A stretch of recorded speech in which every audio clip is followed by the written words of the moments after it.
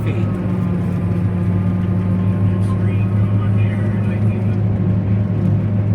I turn the volume down on my other iPad. I'm using it for a monitor. It's been gray and gloomy all day here, and we are hoping to get done before the rain comes in. We need about 3 hours here. We're hammering down pretty good. We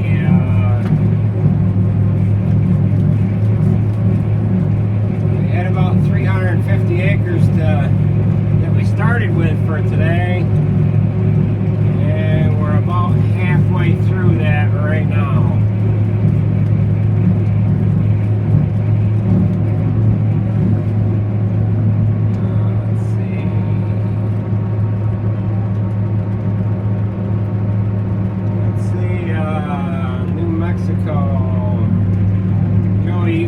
Just got back from mowing, huh?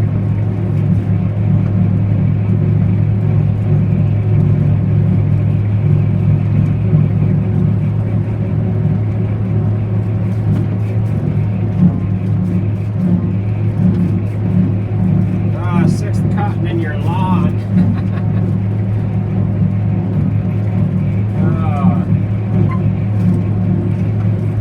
And we're just chopping some grass here.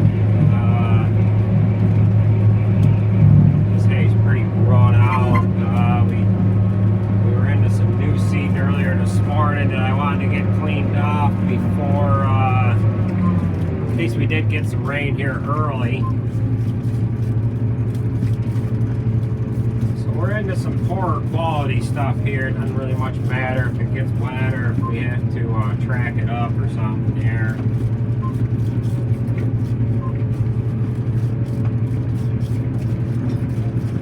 See if my daughter come right here, she can run the camera a little bit.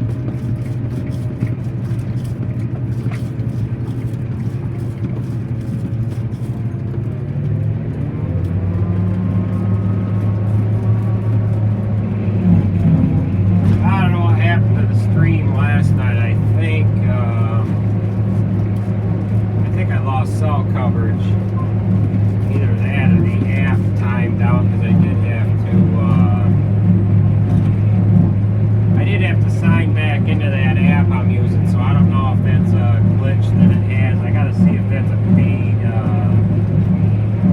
if that's one of the apps that you can subscribe to, because I have not subscribed to it. So maybe if there's a subscription to it,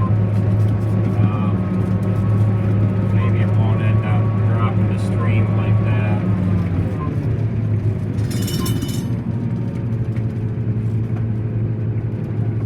Let's see, Joey, you tried planting red clover, but it didn't work.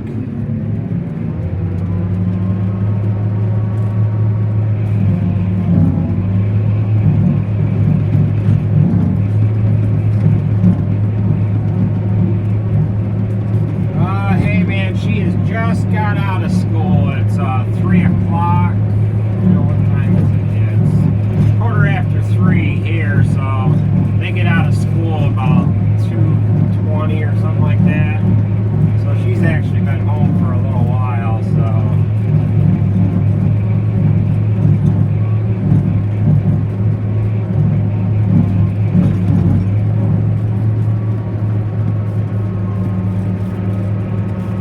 We've got just a couple windrows left in this one field, and we've got another field on the other side of the hedgerow here. And then we're going to move to another farm a few miles away from here.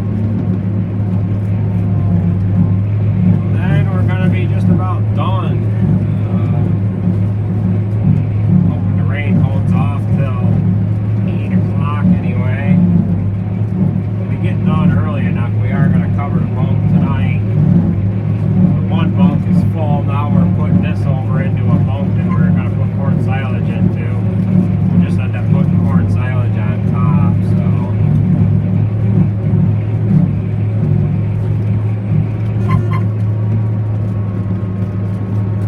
Joey the redneck, you got to try K130 in your lawn.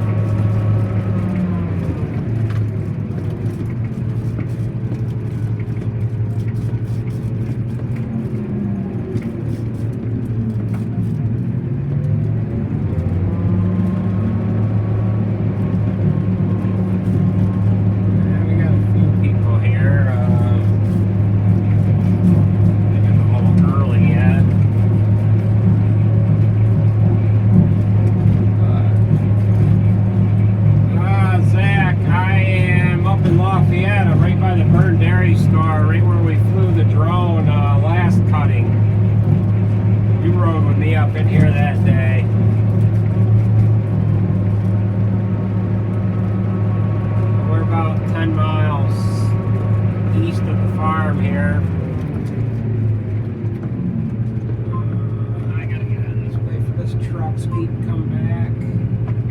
Got one windrow left in this field here.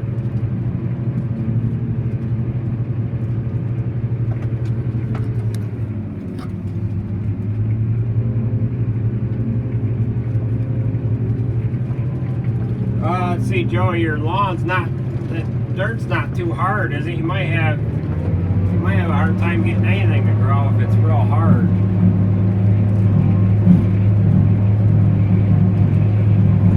Yeah, I figured you'd recognize this area, Zach.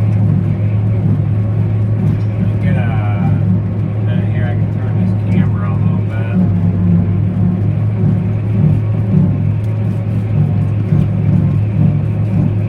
Oh yeah, Zach, actually I gotta go down on Tully Farms Road, Route 11 and Tully Farms Road, and then we'll be moving up to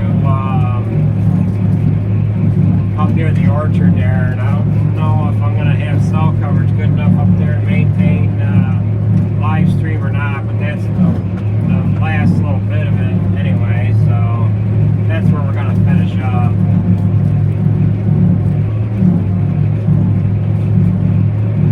Nick B, it's going good here. I'm hoping that we're going to be able to get done before this stinking storm rolls in. They've kind of backed down the amount of rain that we're going to get. We could get as little as 1/4 of an inch. And if that rain's true, we'll be able to roll right into corn tomorrow without any problem. Cover the bunk there and start right in on corn. I thought we were going to be done a little bit earlier tonight than what it's looking like here. And if that's the case, we cover the bunk tonight, but I don't think we're going to be able to get done early enough tonight.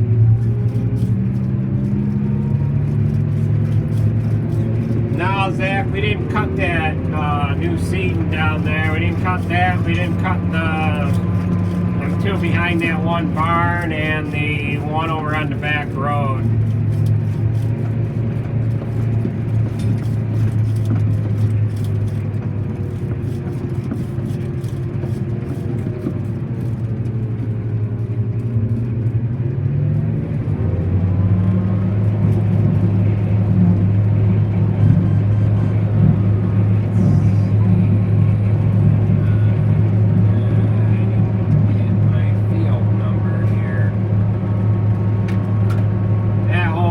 I didn't grab the field number on the display here, so I had to stop. Yeah, there we go.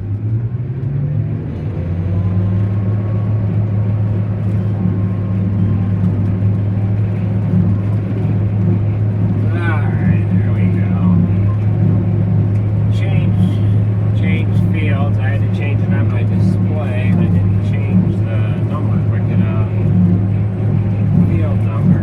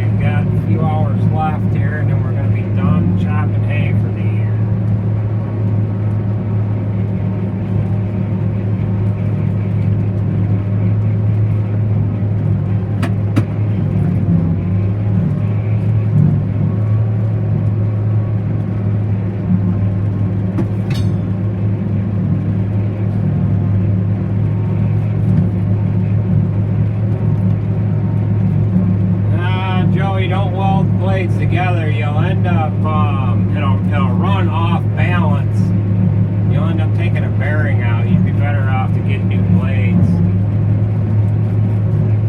Weld them together, they'll spin out of balance. You'll end up knocking a bearing out.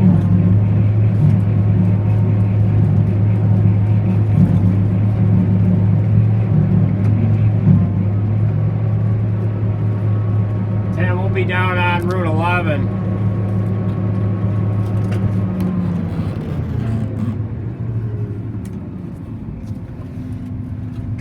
Turn the camera a little bit here.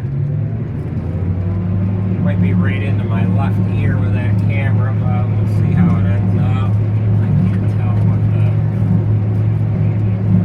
camera lens is because I'm not looking through the viewfinder. I just moved it quick. I switched trucks there, so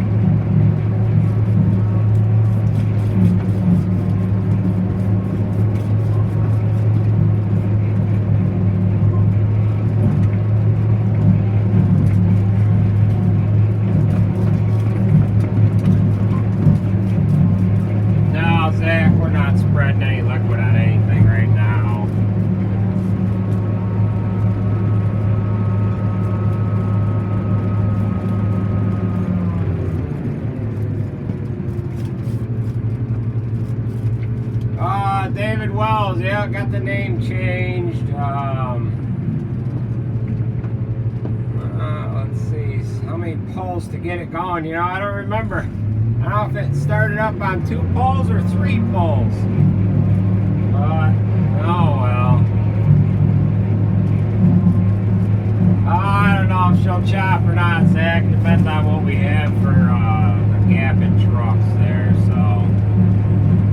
We want to slam this hay in as quick as we can here, so we don't want to slow down at all.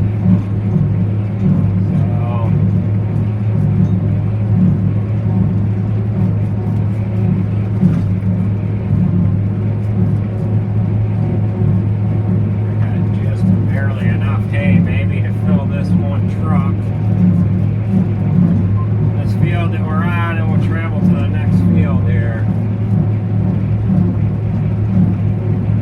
TLC Landscaping, glad you like the name change. No, you can't count that high, huh, David? I was kind of hoping that thing would have started on the first pull, it would have made for a better video, but I said, oh, it started on the second pull, and then I got thinking, Christ, it might have been the third. I don't know. Doesn't matter anyway, so no big deal.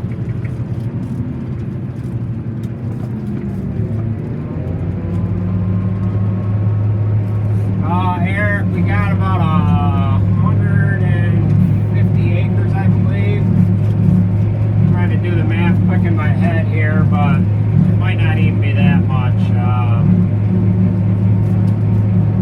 We're getting down there. We've got,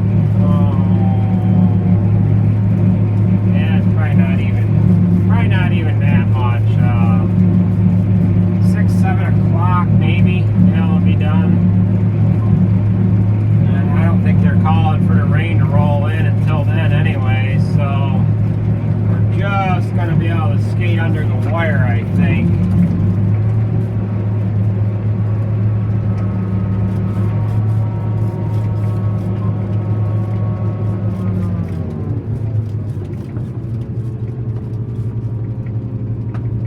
Oh, David, you were able to count the poles. It was the third, huh?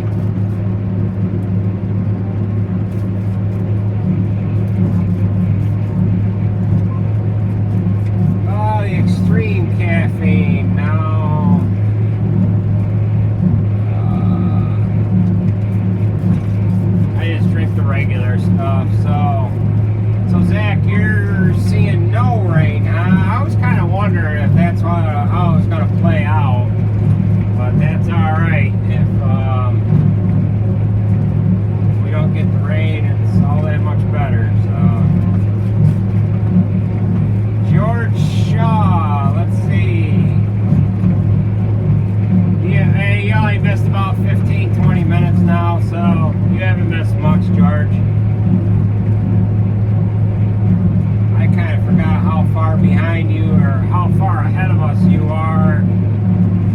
What is it? 9 o'clock where you're at, George? 9, 10 o'clock at night?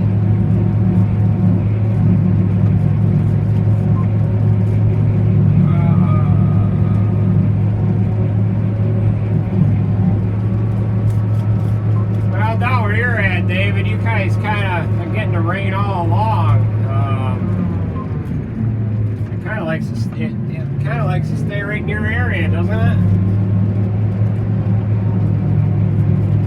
See, Mike, you don't have any rain in Brockport.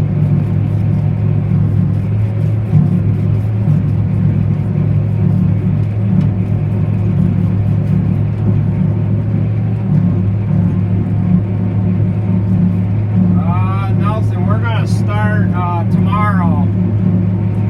We're gonna be done chopping hay here tonight. We're gonna switch the chopper over either tonight or in the morning. And by noontime at the latest tomorrow, we should be chopping corn. Depending on how late we get done tonight, we're either gonna cover the bulk tonight or we'll have to cover it first thing in the morning. But it won't take us long. It's just a small bulk. It's 40 by 120. 3-4 load of truck, 3 to 4 truckloads of tires should do it. And be able to cover it quick and be done.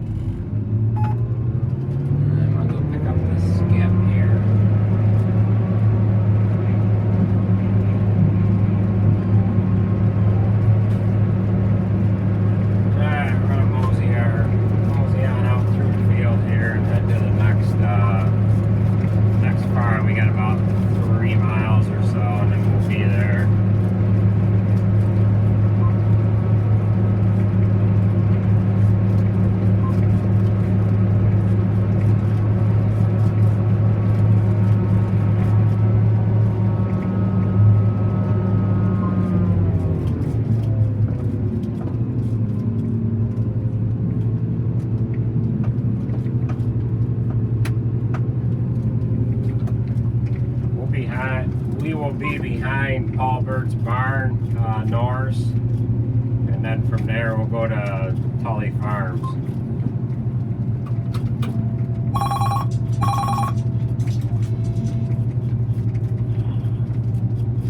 Hello?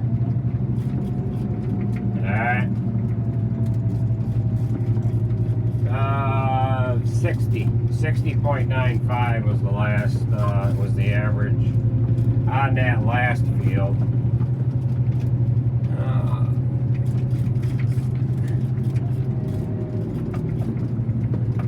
Yeah, how heavy was it though?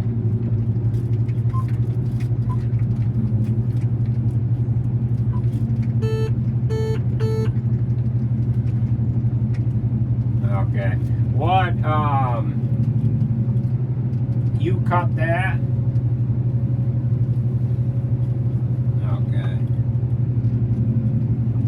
Okay.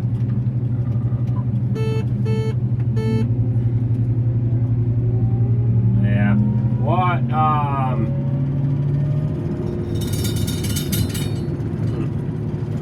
okay. All right. Yeah. Yeah. Yeah, it is. No.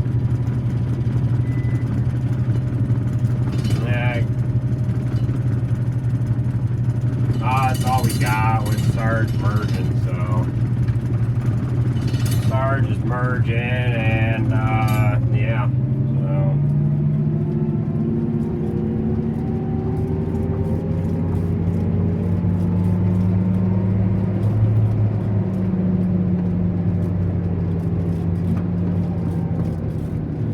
they're supposed to have prescriptions for us on that. So they were compiling all the information going off of the yield data from third cotton, and they're kind of waiting for the fourth cotton to come in. So the guy from Agronetics, he's got all our information, and they're putting prescripts together now.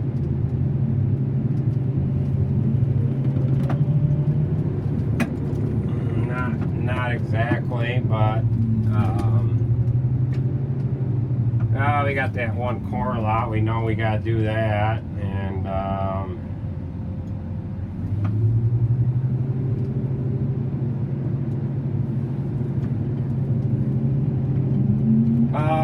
yeah. Check those.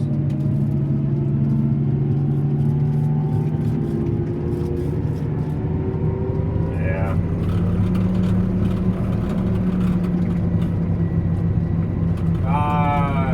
No, they're not ready. Those two aren't ready yet. They were only 3 years. So,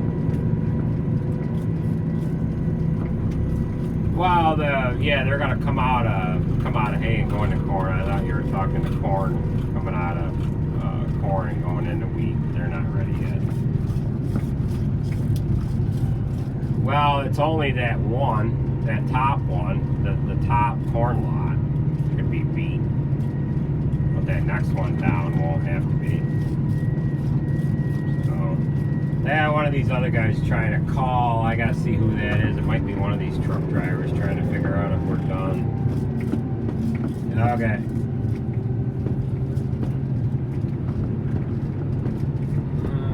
Let's see. That was my brother there. He's on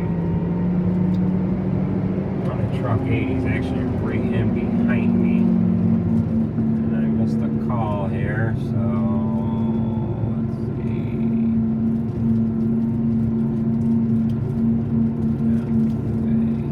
One of the other truck drivers trying to figure out where we are.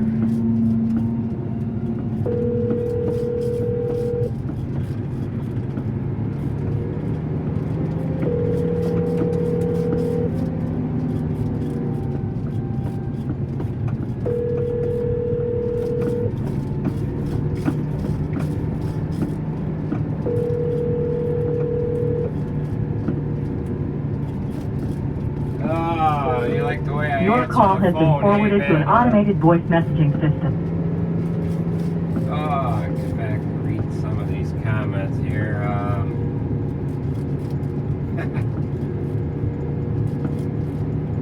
Hey Bob, how's it going? Zach's in here. Yeah, there he is right there. So we just gotta run to the bottom of this hill here, and we'll head over to the next farm. We're only a little bit of we're pretty close there, so not that far away from it. So, Cowboy, how's it going?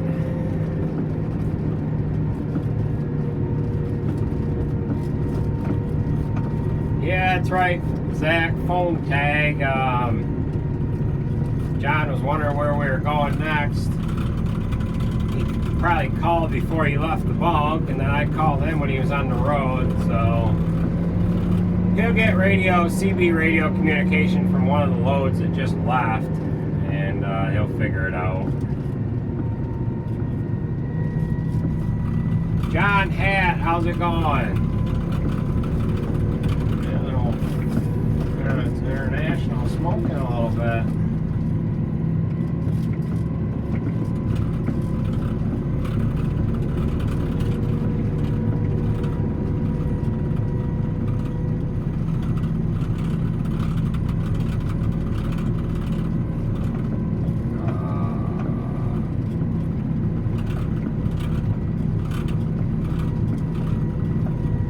Let's see here, Rudy Clint, your father hit something with a corn head, probably a down tree limb. I've done that before. Is that a rotary head that you have, or is it a independent head?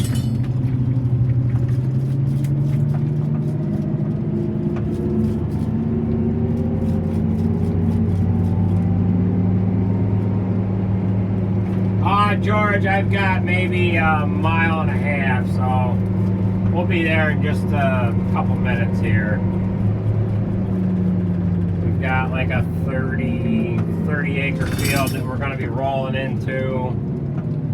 I've got like a 7 acre field after that, and maybe a 15 acre field. Yeah, let's see, my John Deere display says the next field is 31.5 acres. I'm gonna check the one after that. I think is 8, if I remember right. Well, 9.26. And then the one after that, I hate going under this freaking bridge. I went under it with a combine one time, and I grabbed my stinking bin tarp and ripped it a little bit. So, let's see, Rudy has a rotary head. You've probably got the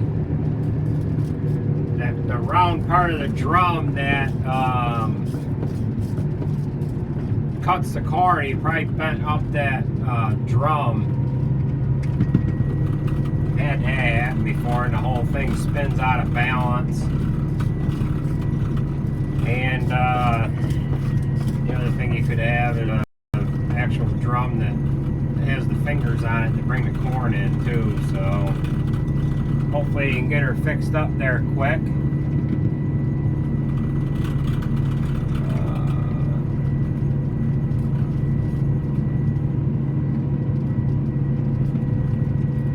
I don't need a Volvo, man. I don't need a vacation.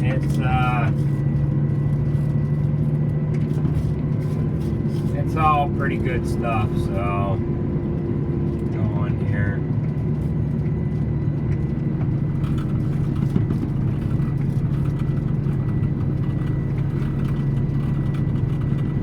Now you can just, well, I don't have my camera. I can see the silos for the farm here that we're going to be pulling into.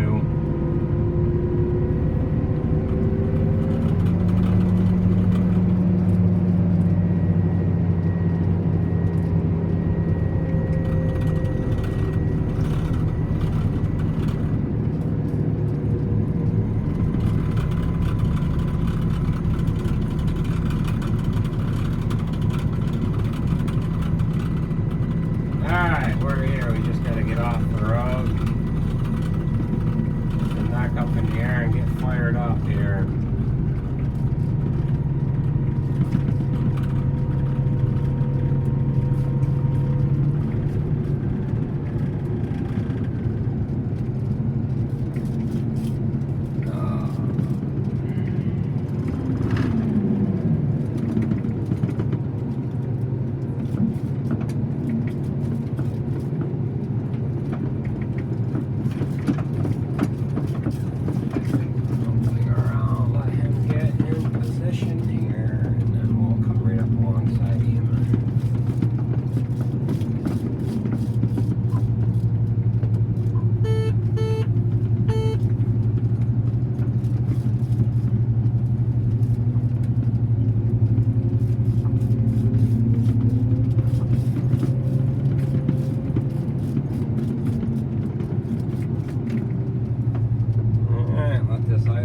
Start my cutter head up.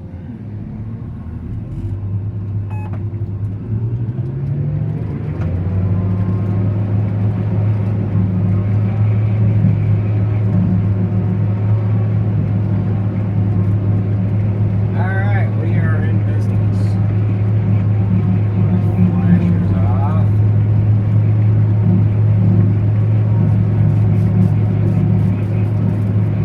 Let's see here. This is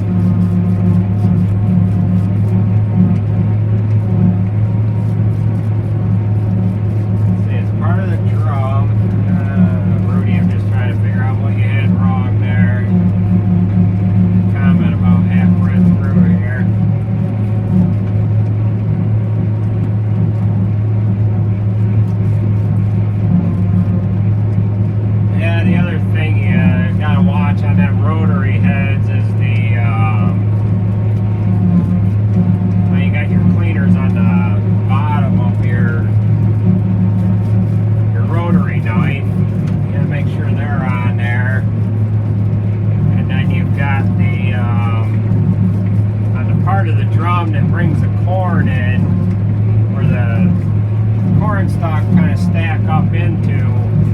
There's a cleaner on about, I don't know if there's 2 per row or if there's just one.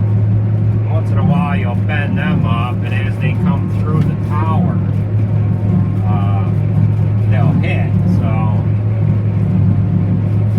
I usually carry a sledgehammer with me, and we'll bend them up once in a while. If the head plugs and you have to back the head up, the head doesn't like running them corn stalks around in reverse.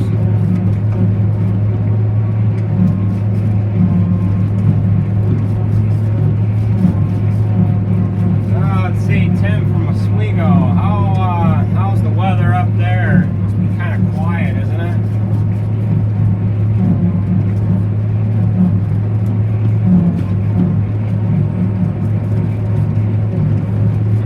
Jered, he just pulled in the field here. Look at these other guys keep up. I lost quite a bit of time last night, yesterday, waiting for trucks all day.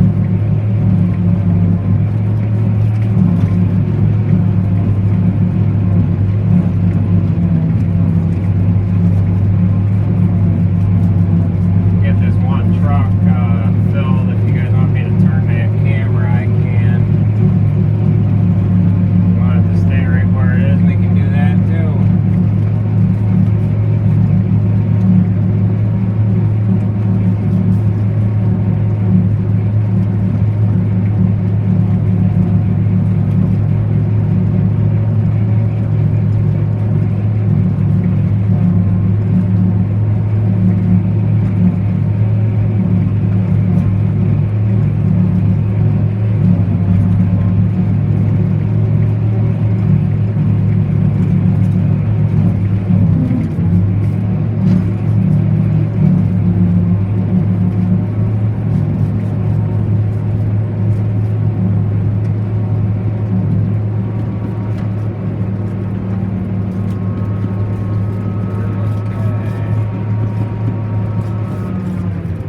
Oh, Bob, there's probably down to 100 acres now, maybe. Tim, it's starting to get cloudy and it's 80 degrees and humid. Anybody want me to turn this camera here? Turn it. Turn her anyway so you can kind of see. Rudy, we're going to start chopping tomorrow afternoon. So I'm going to turn this camera here.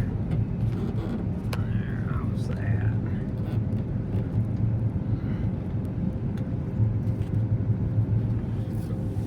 I can turn that back if you want.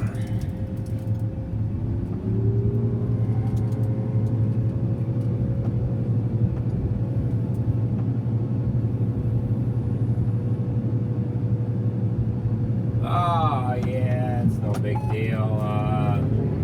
Mike, I moved the camera, so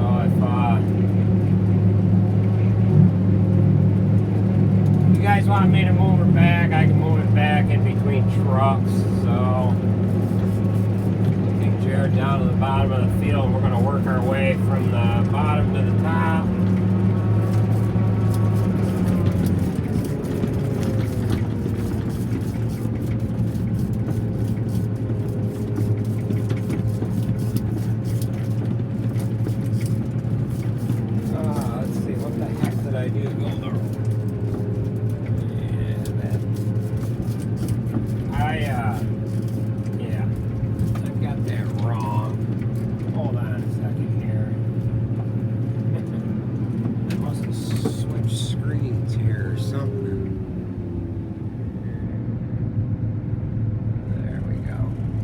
Alright, that's better. I didn't realize I switched cameras there, so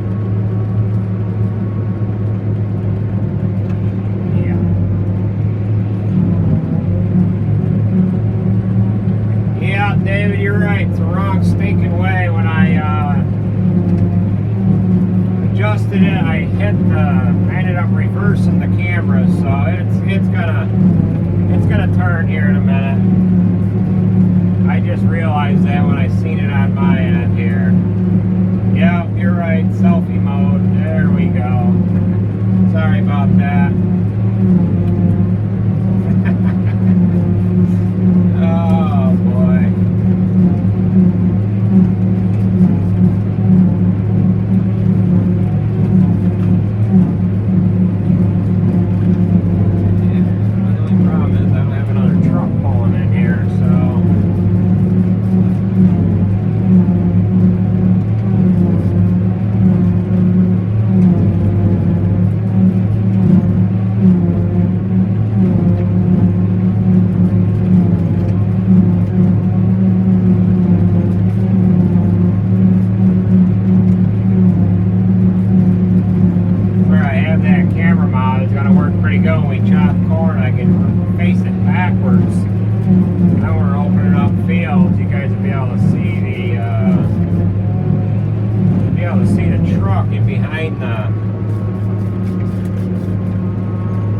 See the truck in behind the chopper.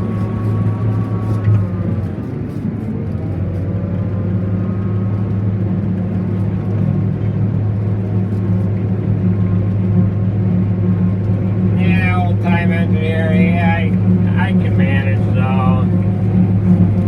Might take a second to play with the camera and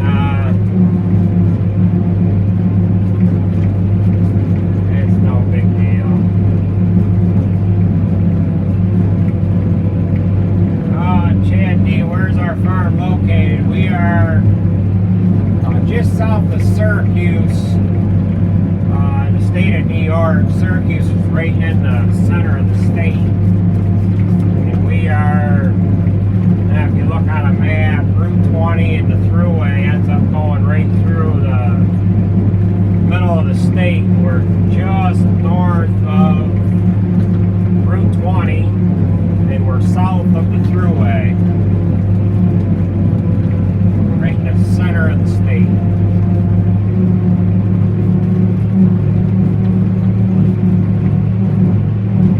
Oh, let's see, Bob, who put the pothole on the side of the trailer? It's kind of a funny story. All that white stuff is on the trailer. It's just aluminum. It's just aluminum paneling, just to cosmetically trailer look a little better, but I had it parked at the end of our hay barn, and there's a little bit of a hill that goes up to the hay barn. I had one of the guys take a tote of preservative, propionic acid that we put in the baler, and I wanted him to put it at the end of the hay barn.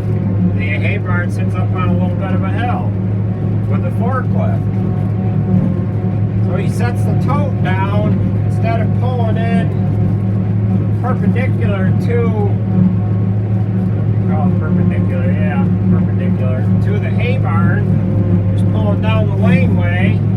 He come in crossways and was going to put the tote up right up against the end of the hay barn, backed up, got his wheels of the forklift over the edge of the hill, couldn't get any traction, so he tried to back down a little farther and he lost it all together and he slid the forklift into the side of the trailer.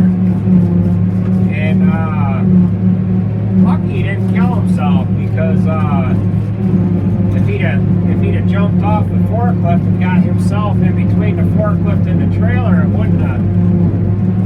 he wouldn't have fared out too well. So I've got about 6 panels that I should replace on that trailer, and the freight's gonna cost more than the damn panels are gonna cost. So I was kind of dragging my feet on it, and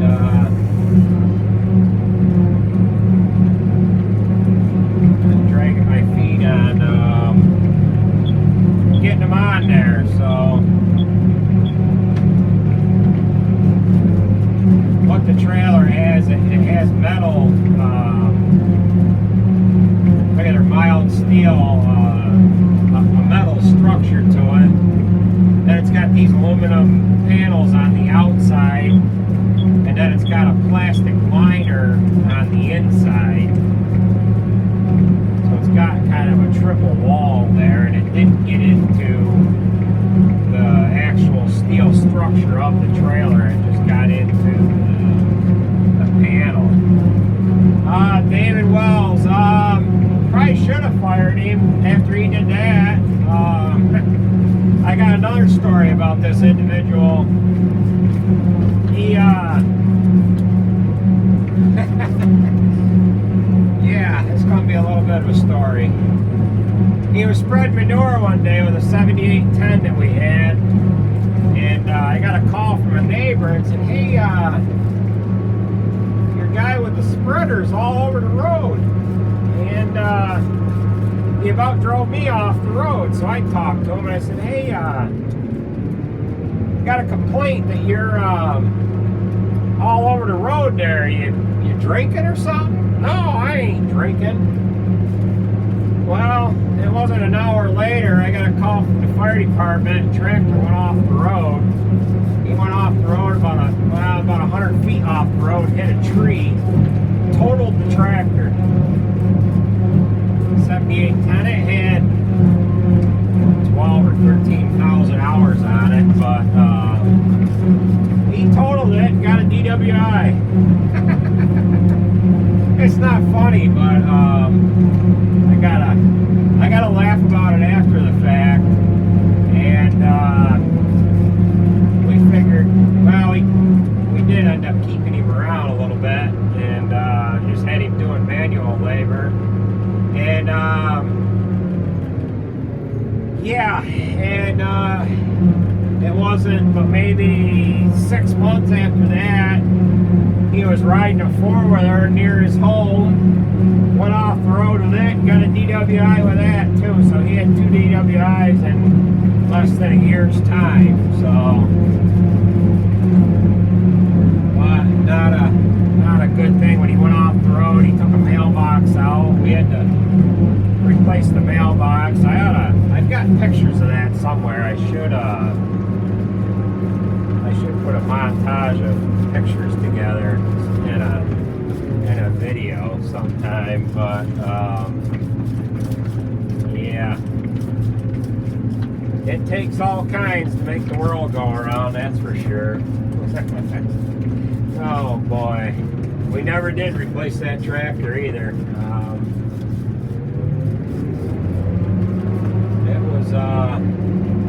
It was totaled. We had it trucked to the dealer, and the insurance adjuster went right to the dealer and put an estimate of repairs together and ended up totaling it. It went to a scrap yard. We had new tires on it, and we were able to salvage 3 out of the 4 tires on it.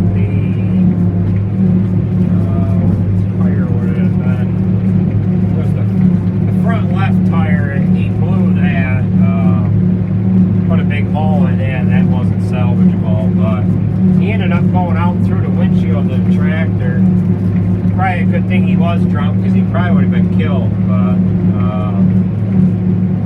he was into the hard stuff. He was sneaking it, putting it in iced tea bottles and stuff like that, and we were finding bottles here and there around. You'd open them up, you'd think it was a Snapple or an iced tea of some kind. You'd open it up and you're like, damn, this stuff is fermented. Oh boy.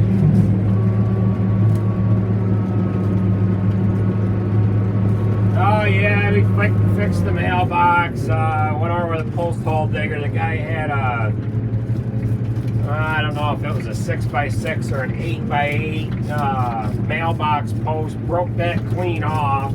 It's probably a 6x6. And we drilled a hole, a post hole digger, and got some concrete. dumped concrete down in the hole and set the post for him, and I put a new mailbox up, and had to put the new numbers on it for his house number and all that stuff. But guy still had mail in his mailbox too, so we were looking around in the area where the tractor went off the road, and we were picking the guy's mail up too. So.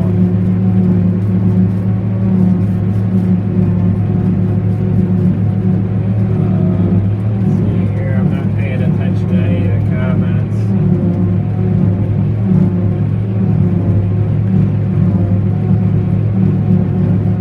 Yeah, that's right, Tim. Some people just can't help themselves. They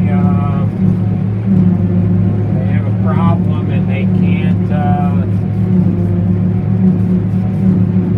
fix it. So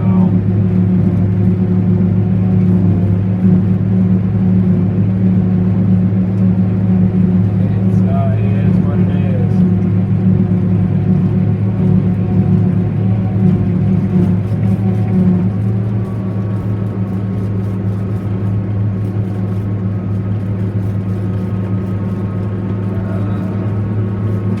Well, we're almost done with this field, and we'll be on to the next one here.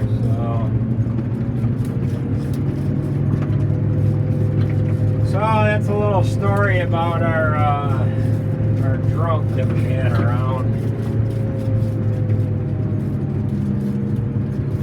I ended up buying one of them digital breathalyzer things, and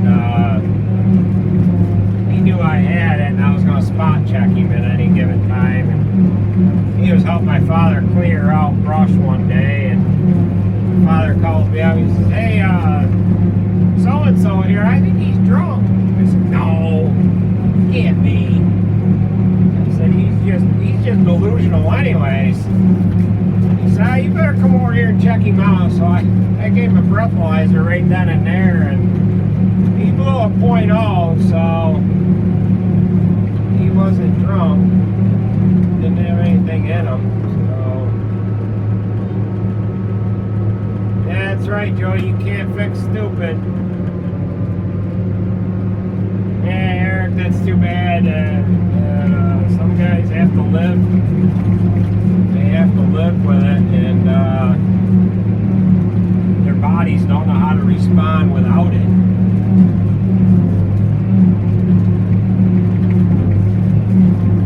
Let's see, Gary. For the most part, it will be fed up by next season. Yes, we'll have a little bit of carryover, but not much. This fourth cutting we won't get into. Well, this stuff here is going in the back of a corn silage bunk, so we won't see that until about maybe June, May or June, I would say. Oh yeah, my son's back in school. They went back here 2-3 weeks ago. So he's been under the weather here the last couple days. He had he ended up having an ear infection or what, but Jered, my oldest son, he had strep throat last week, and he's got mono now. So he's doing his best to get through that. He's still working every day, but he's real tired.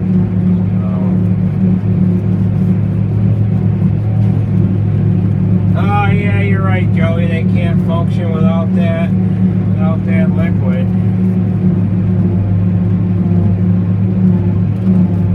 Which is too bad, because that guy that we had working for us, he worked great around the cows and everything else, but you couldn't trust him. You couldn't put him on a piece of equipment because you didn't know if he was half in the bag or not. He was just squirrely enough anyways. Even when he was sober, you couldn't tell if he was drunk or not.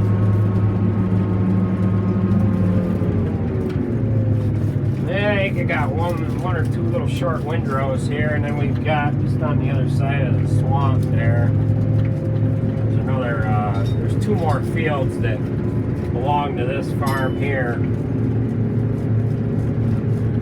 This guy here, he passed away a couple years ago. The guy that owns this farm, we just rent the land from him, but he's got an old white field boss in that one barn there, articulator. I think it's like maybe a 4.175, and a little parlor operation here, maybe 6.6, 8.8. Years ago when I was in high school, just as they were getting out of the dairy business, we ended up boarding heifers down here. We had, I don't know, 40 heifers down here in this freestall here, and yeah, we had bought quite a bit of stuff from them over the years. Baled hay and haylage out of these silos here, and whatnot. So, alright, we're done with this one. On to the next one. Field 415. Yeah, this next field's only a mile away.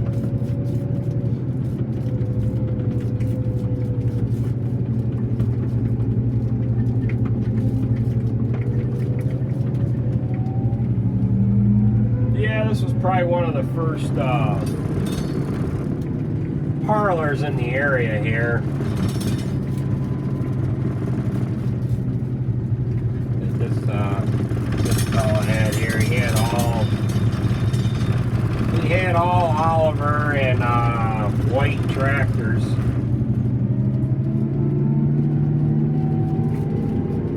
I don't know if he might have his son. Does some baled hay and stuff. They might have two articulators that they kept.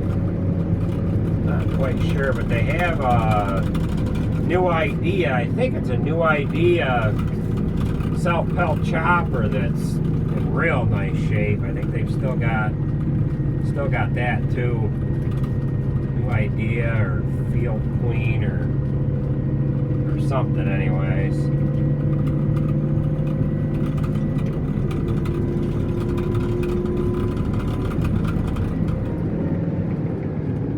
We're just going to turn on this other road here, and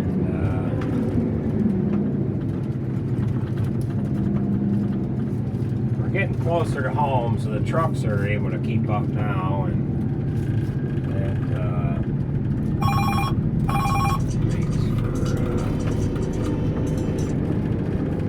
hello? Hey, Andy. How's it going today, Kevin? Oh, not too bad. Yeah. We're down on Tully Farms Road now. My brother just went back with truck 8, so he should be just about back there. Okay. So we're on Tully Farms, and then we got to go from there to Fassler's up on 80, and then Thorpe's on 20, and then that'll be it for the night. Okay. All right. I'll see you at about 4:30. Okay. See ya. Okay. Yeah. Bye. Okay, that's one of the guys that works for one of the towns here in the area, and when he gets done work in the town, he ends up coming in and driving a truck for us.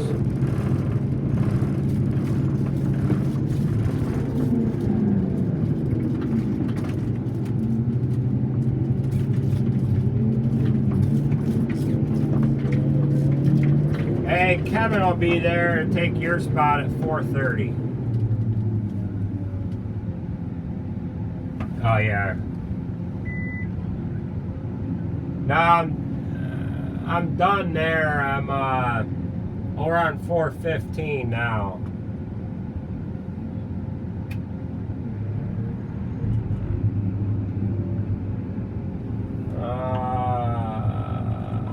Let's see. I gotta go back to that page.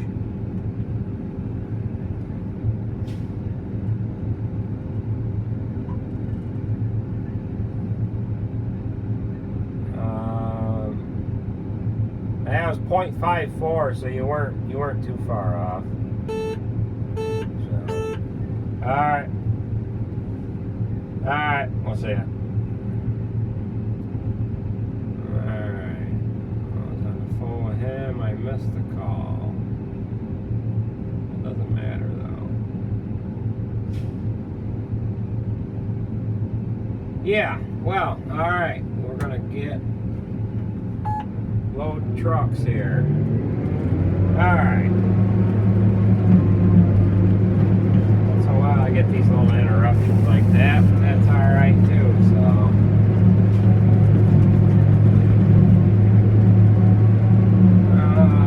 What'd I do? Close it.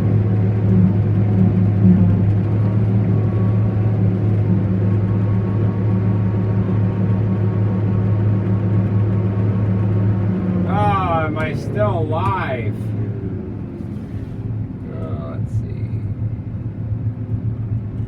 Alright. Jered says the camera needs to go down a little bit.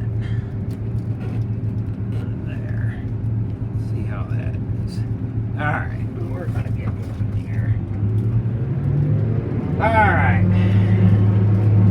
Whatever reason, Jered wanted the camera to go down and to the left a little bit, so I moved it, and we'll see how that looks. So, I thought when he texted me that I lost cell coverage, I thought maybe, yeah. At any rate, it is what it is.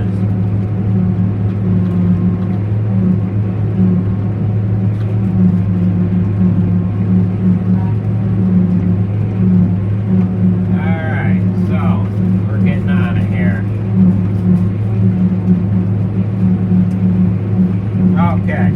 Yeah, I thought everything stood still there for a minute, and I had to look back at the iPad that I'm running the camera with, and yeah.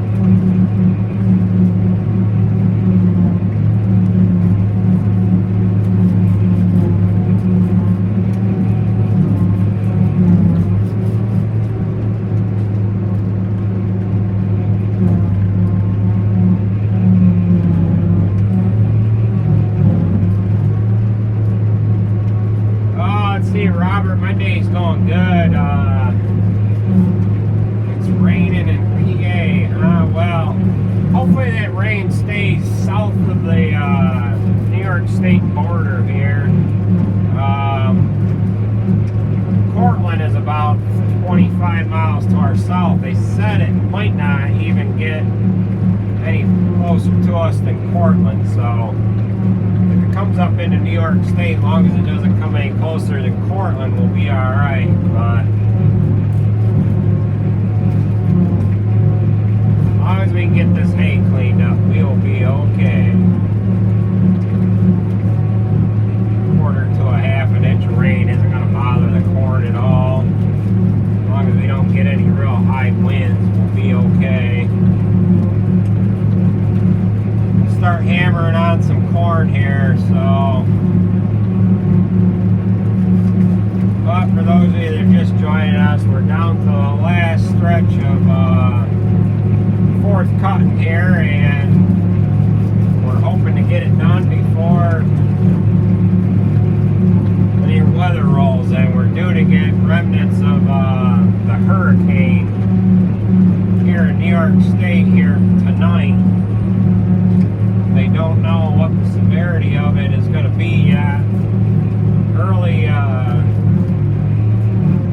weather models were showing that we could get as much as 2 inches, but that was 2 days ago, and they've kind of backed off of that. They've backed it down to as little as a quarter of an inch, and some weather models are showing that we're not going to get anything. So.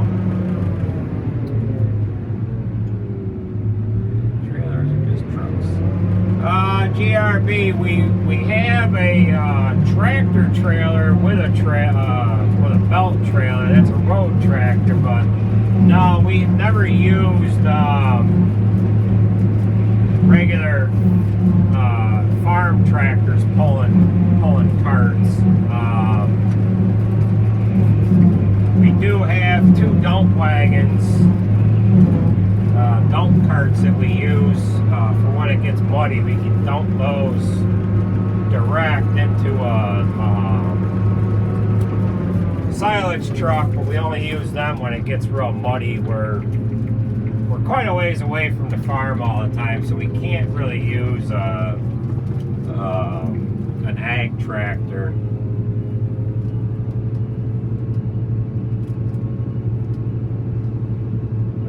Let's see, it's already in Binghamton and Hornell, huh? Well, that's not good.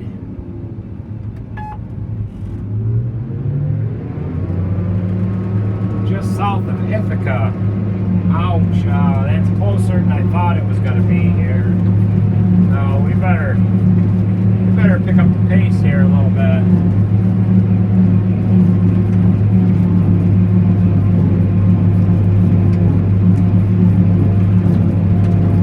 Yeah, you have a tendency to spill a little bit, John.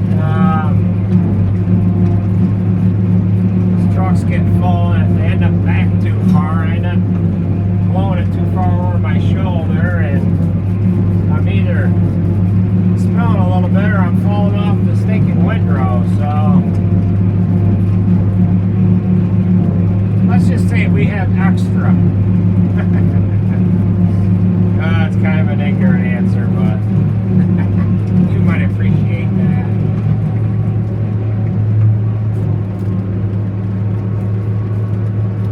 Let's see. Just gonna send her is right, David. Go to number 3 north.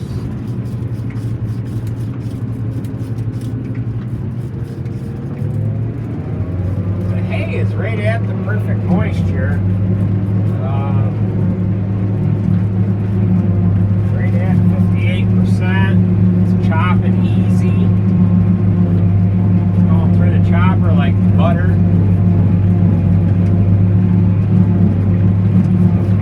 The yield ain't too bad. We're running at a half a dry ton per acre. It's not real heavy or anything, but it's got a little bit of a windrow anyways in front of us here.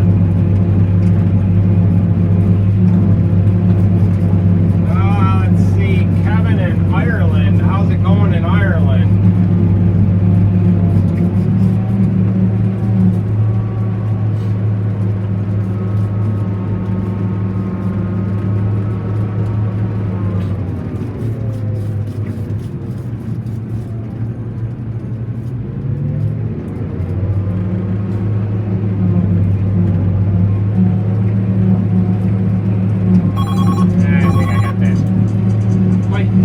Too much. Hello? Hey John, how's it going? Pretty good. Hey, Tim will be back there in a little while. You can take his spot. He's Okay. driving truck 12. He just left here. Okay. Alright, we're dumping it in the corn bunk and we're on Tully Farms Road. There you go up after it? And then up into Atisco after, yeah. Alright. Alright. Yeah, see ya. See, there's another one of the part-time guys coming in, and he's going to take one of the other guy's spots. Get a little bit of a shift change here at between 4 and 5, so we got part-time guys that come in from their daily job that give us a hand on the weekends and at night, and they relieve the other guys. Everybody takes turns and works out pretty good.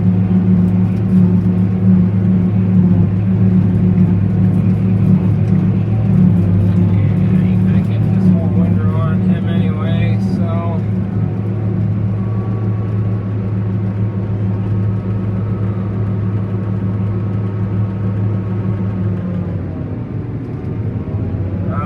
Bob, I don't know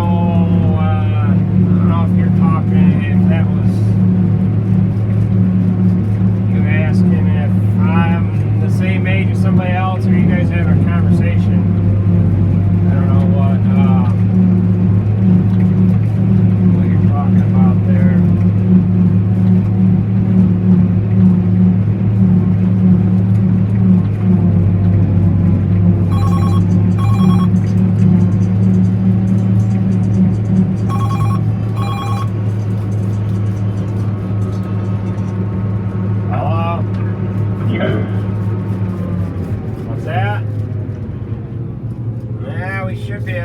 I'm down at Tully Farms now. I got 411 left. That's done, and then we're moving to Fastlers. Yeah, so I was waiting a little bit here and a little bit there, but I'm close enough now where these trucks are keeping up. Kevin's gonna be there in a little while. John's taking Timmy's spot, and we're gonna keep rolling here. So.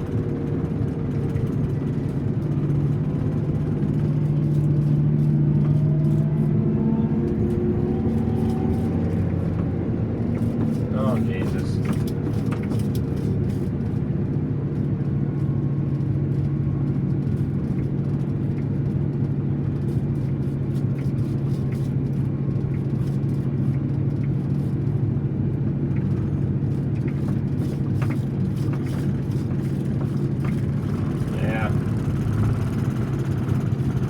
Yeah, them Griswolds, they'll wreck them goddamn barns.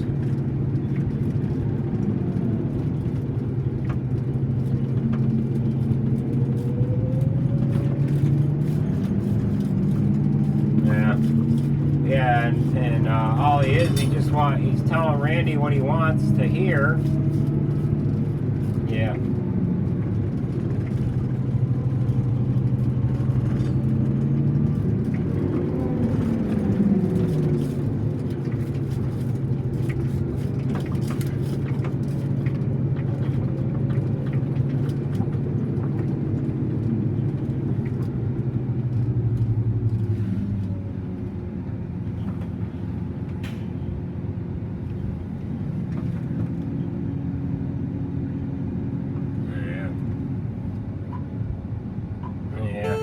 Well, alright, I'll talk to you later here.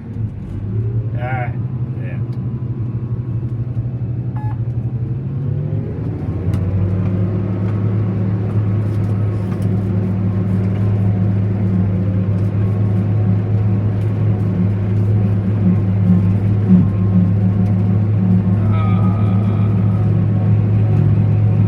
Yeah, David, you're a little too far away, but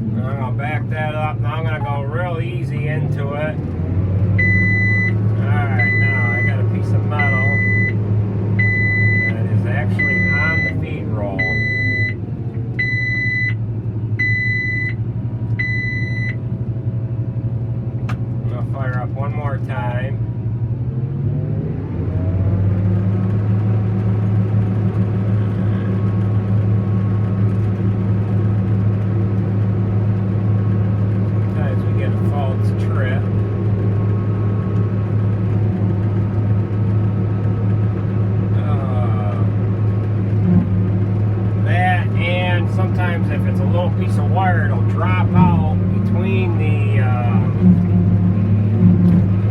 right in front of the feed rolls. You'll search and search and search, you won't find it, and the next cut you'll pick something up in the same sticking spot again. So what I'll usually do when I catch metal, I'll back up, thin out the windrow, as I'm backing up, then I'll engage the head again, and then I'll chop it up real slow until I catch the piece of metal again, and then we're searching through a pile of stuff that's not as big. So usually we find little pieces of wire and stuff like that. So small pieces of wire are real hard to find in a big pile of hay when you when you reverse the head. So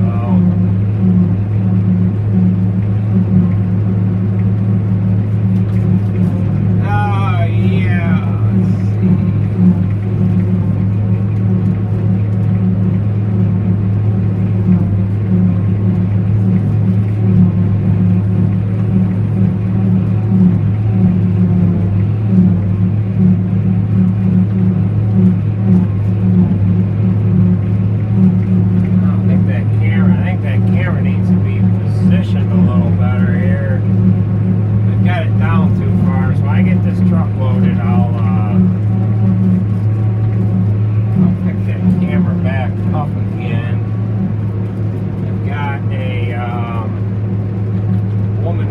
Son over here on the roadside, they're watching us go by they're watching us chop here, so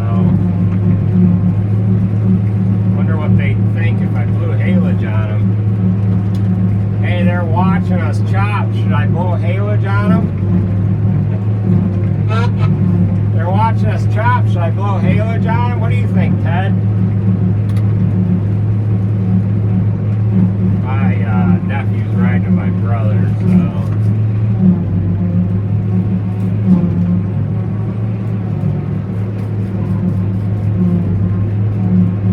All I can hear is a bunch of guys talking a different language here.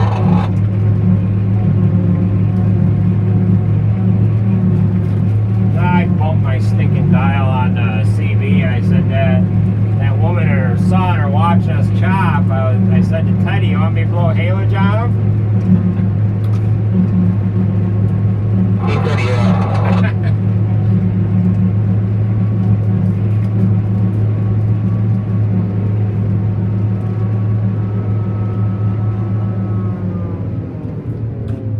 You're loaded. Oh, the kid would probably think it was hilarious, but the mother probably wouldn't like it too much. She's got her window open now, facing the other way. Alright. Should see if she leave the kid in the car and she'd ride with you for a little while. Yeah, could do that.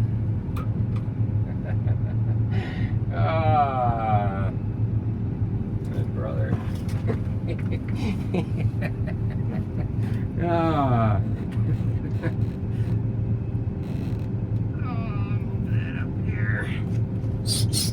we got a woman in that black SUV there. She's yeah,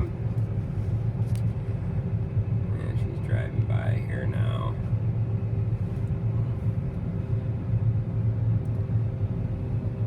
She had maybe a 3 or a 4-year-old kid. 3 or a 4-year-old kid that they were watching us chop there, and now I'm waiting for a truck. So let's see. Yeah, get back to the comments here. So where I live, farm 1,500 to 2,000 acres. That's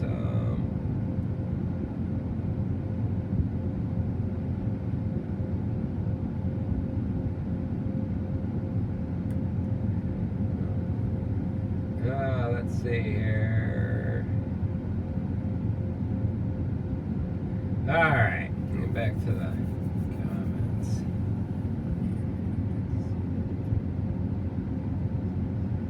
Have a good day. Purple Runner, you're off to bed. Well, it's late where you're at, so glad you stopped by there for a little bit. Yeah, Michael, that kid would love it if I did that, but I couldn't do that.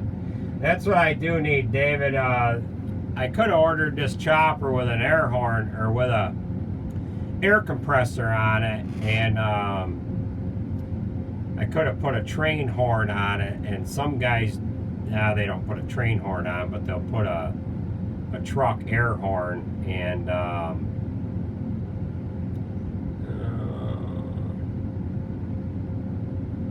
there's my daughter right there. Yeah.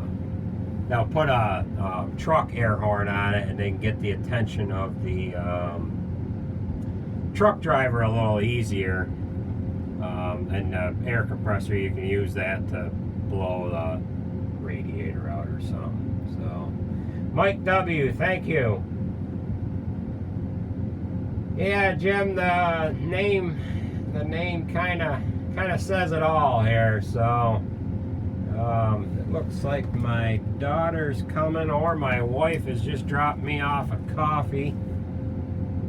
So I'm gonna run over, and she's pulling up to the chopper here now.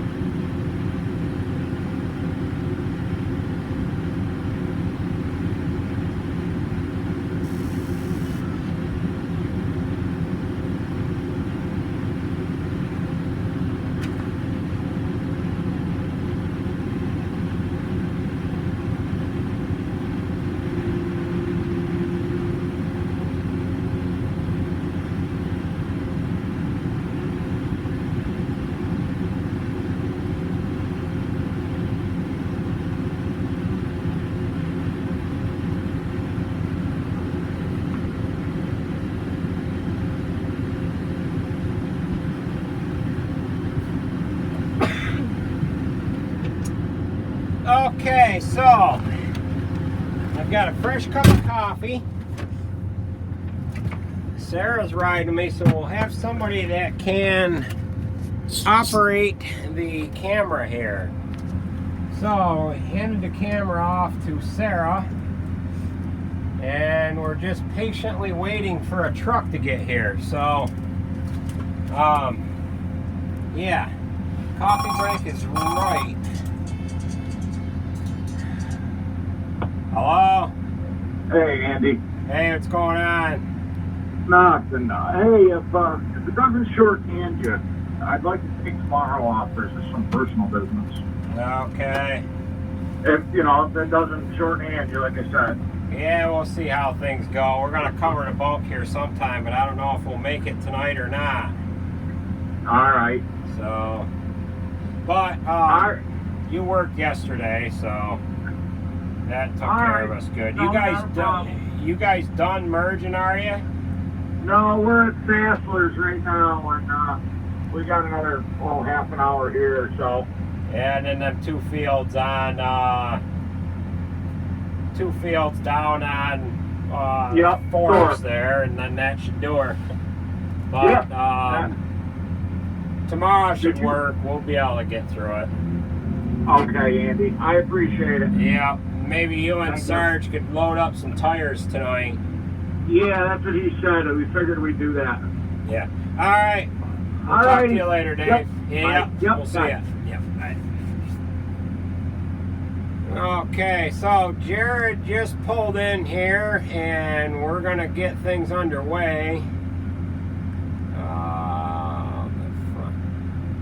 All right, David, I just got a message from you. We've got Sarah running the camera, so she's gonna change things up a little bit here, and the camera won't be stuck in one spot. So look at this guy in this truck here. Look at this. Zoom in on that. Said he was gonna put it on. Hey, Jered, you want to get out of the truck for a second?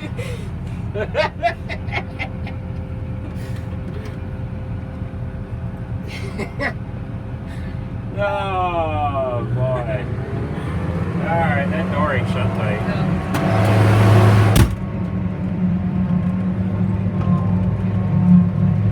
We got a gorilla driving this truck here.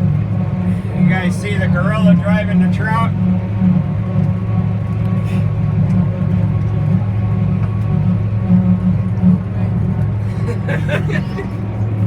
You got a gorilla in there. Can you guys see that guy? Look at that guy. That guy's crazy.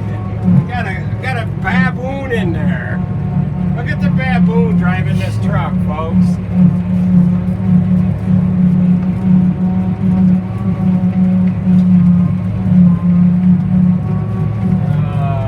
That camera will zoom in too.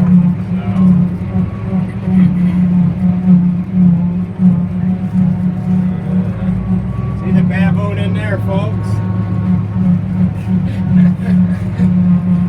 Jered's participating in these live streams a little bit. He's got a gorilla suit on right now.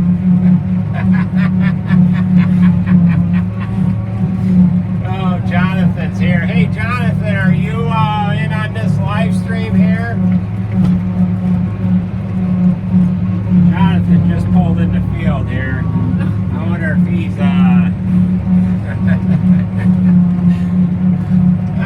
it's a Sasquatch, the big old baboon. Well, gorilla's not a baboon,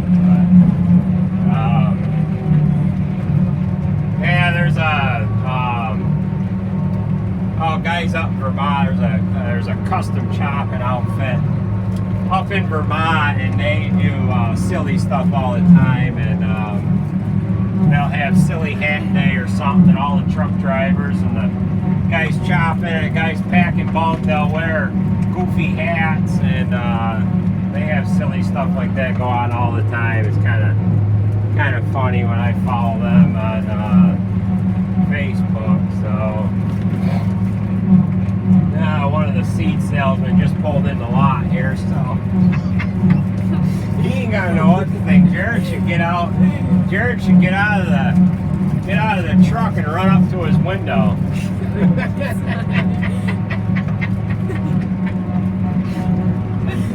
I don't know, he might be on a live stream because he's laughing pretty good, so I don't know.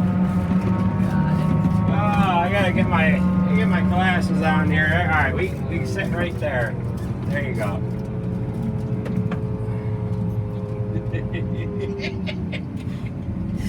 Oh, God. Alright, got it. Kind of hard to see him because that truck is black. There you go. He must be hotter than hell. The air conditioner must be working good in that truck. So. He's got his sunglasses on. No, I don't want to spray him. He'll be forever picking haylage out of his costume there. So. Oh boy. He had a gorilla suit on last night, and I didn't know about it, and I didn't focus the camera in at all on him, and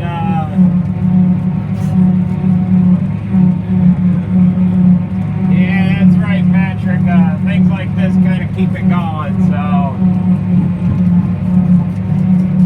we've had other appropriate things throughout the years that kept us going, and that's a story for those stories are for another day. I have to put an age restriction on the live stream if I talk about that stuff, but I don't know what the cars on their road. They got sunglasses and everything on. Oh boy, I don't know.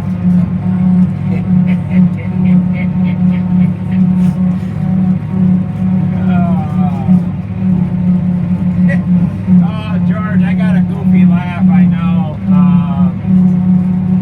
Sometimes I get laughing like a schoolgirl, but yeah, I don't know how well the camera's actually picking up the costume on him in the truck, because the truck is black, so you can't quite see because the costume is so dark, you know. But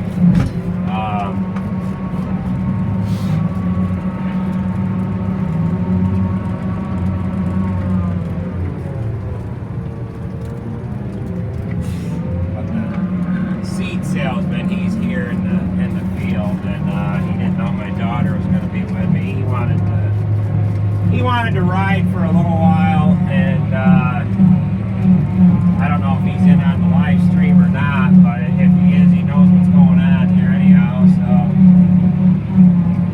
I can ride with Jered if he wants to ride.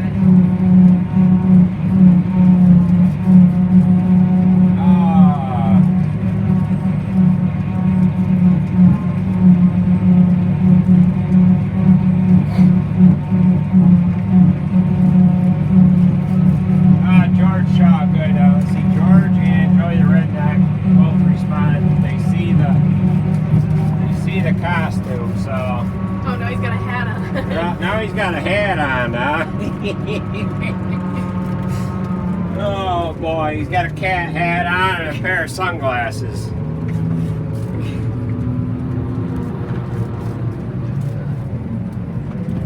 Oh boy.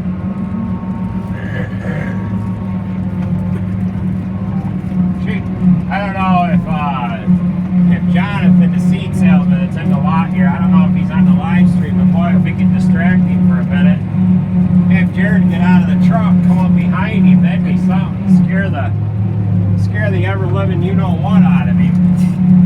That'd be good to have live right on camera.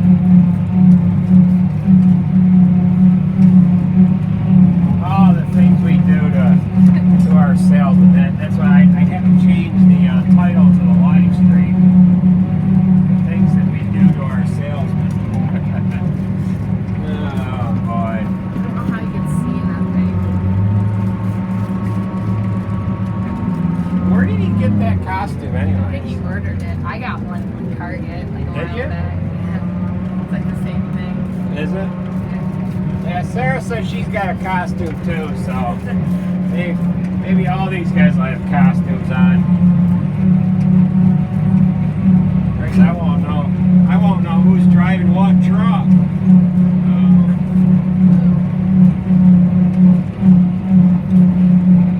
Sarah could ride with Jered and take the iPad with her, but I'm not sure. Oh, there's not any bad spots, is there? No,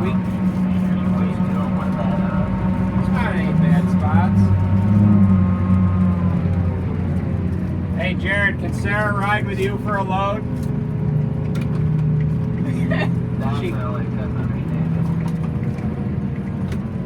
Jered, can Sarah ride with you for a load? Yeah. Yeah. All right. So, all right, folks. Oh, God. Sarah's gonna ride with Jered for a load, so I won't be commenting. Sarah, you won't. You'll have to answer the responses on your phone. Okay. All right. Yep.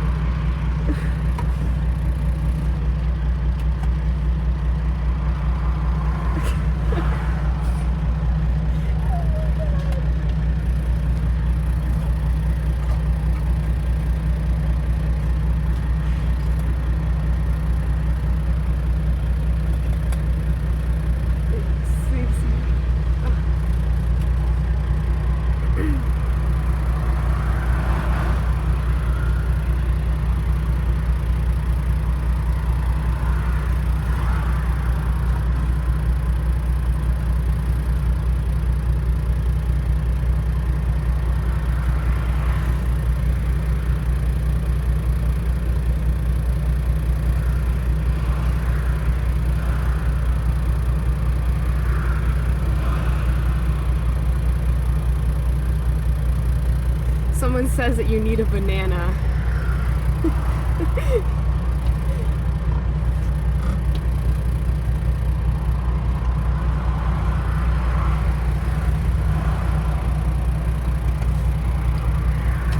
Oh my god.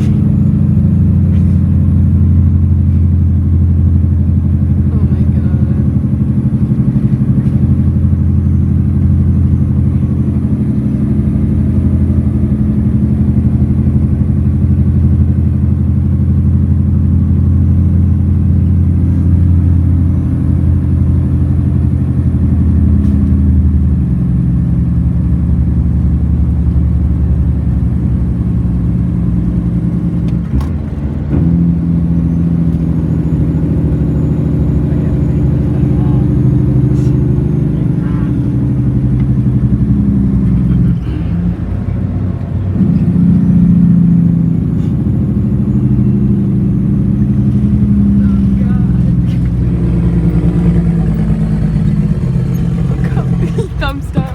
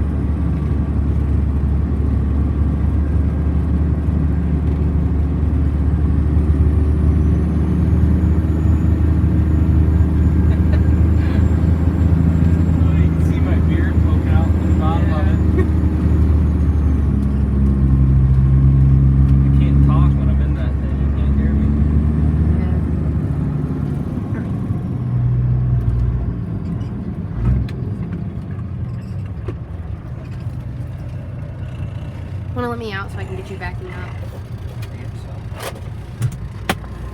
Oh.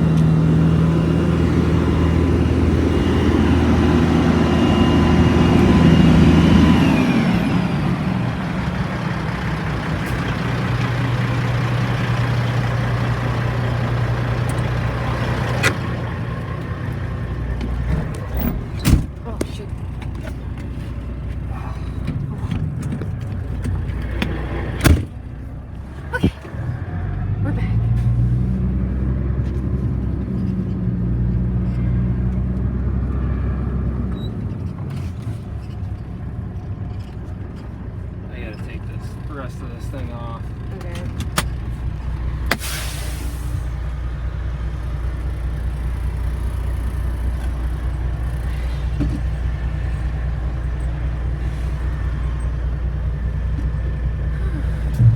Oh, lost my boot.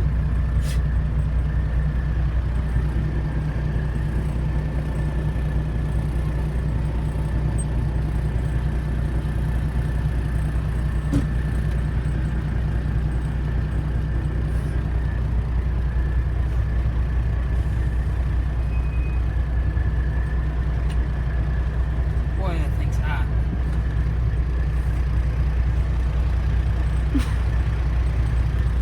There it is. Awesome.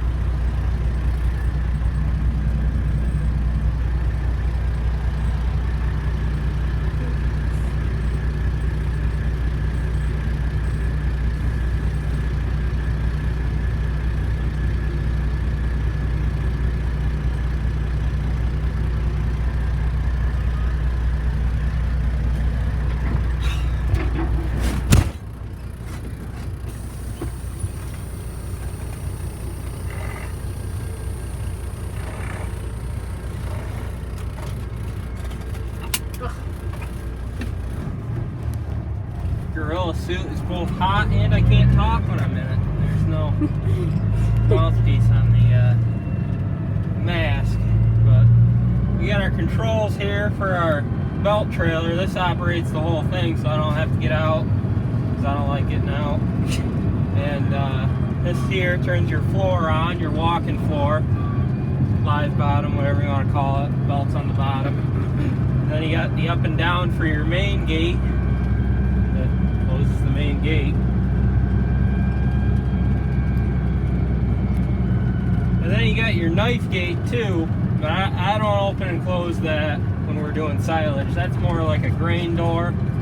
It just, you don't have to close it for the silage. It won't go through that little opening there that you can see in the main gate.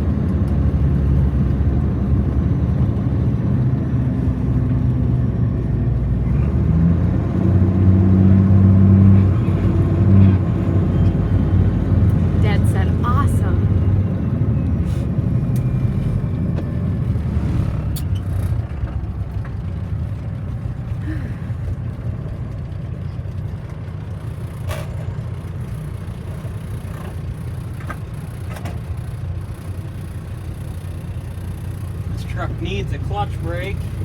Went out on me about, I don't know, 4th or 5th load today.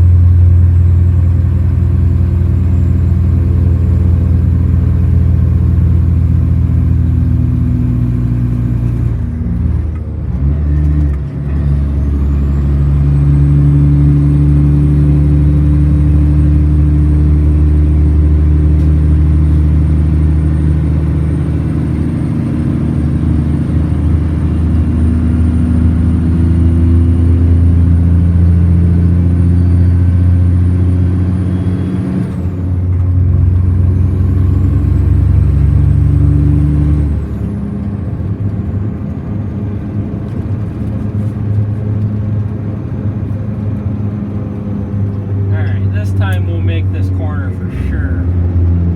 Won't miss it this time.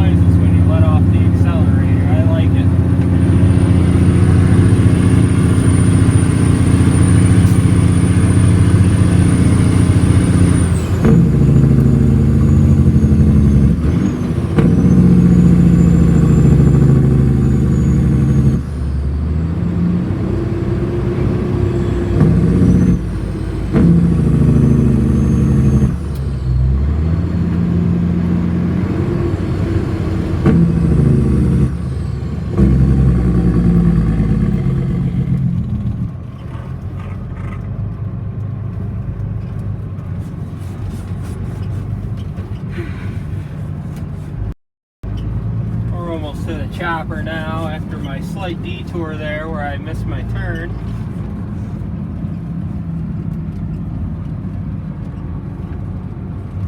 He's up in there. It looks like he stopped right now, caught metal or something. Looks like. At least he's got enough trucks with him right now. He wasn't waiting for me.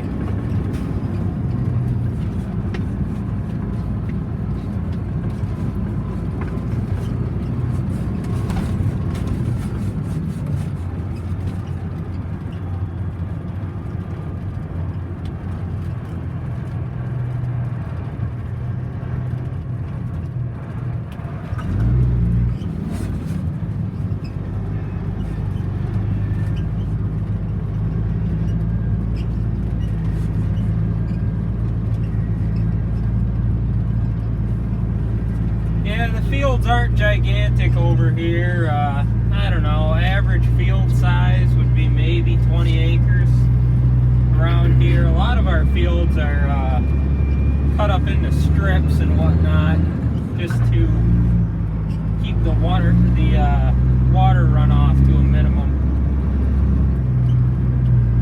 They'd be a whole lot bigger if they weren't cut up so much, but way you gotta do it if you don't want it to wash out.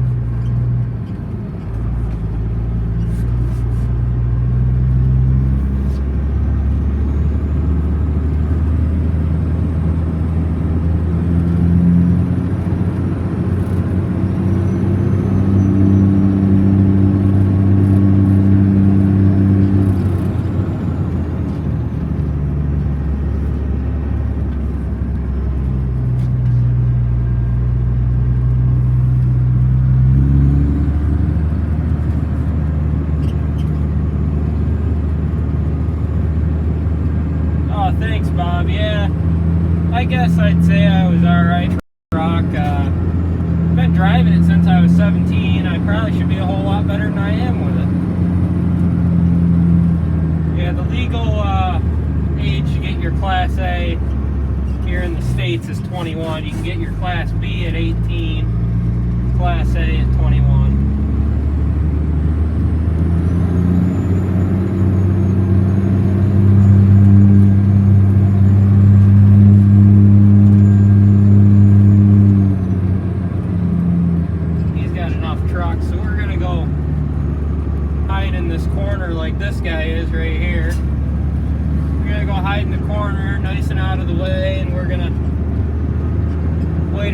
chopper.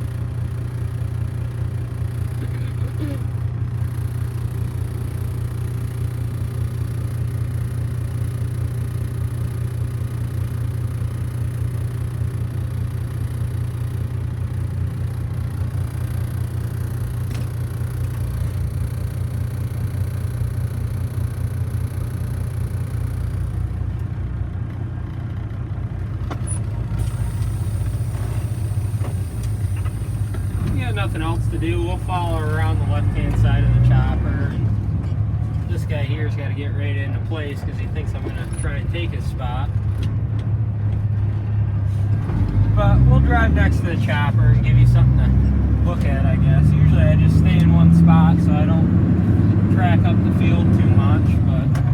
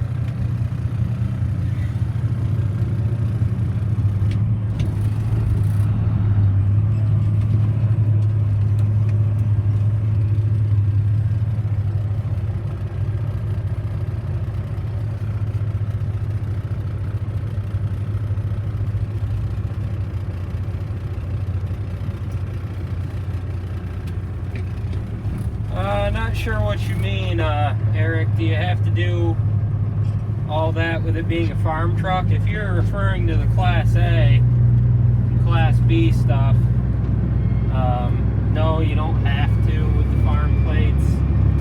It's some weird kind of like a loophole that I don't fully understand, but I know that it means that I can drive the truck. I know that it means that I can drive the truck because it has farm plates on it. Been driving it since I was 17. I've been pulled over for a couple of things, nothing, not like speeding or anything like that, but they've never said anything about me not having a license. They don't say anything about it. Were you talking to me, Andy? I don't know if I did.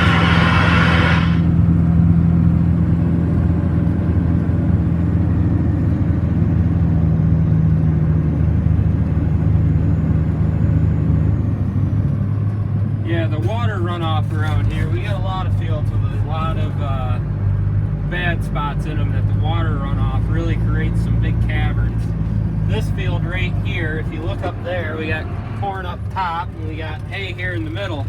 If we didn't, there'd be a huge crevice where the water runs through right here. It'd be, it'd be real deep, like right there.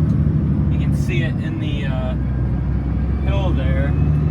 There's still a little one there, but it ain't too bad because we got it stripped. Kind of see it right there.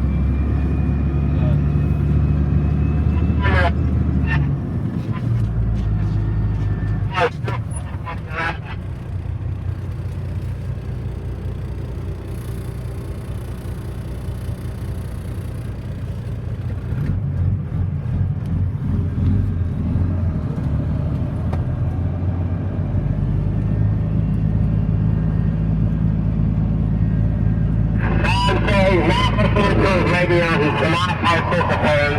Go to the other end.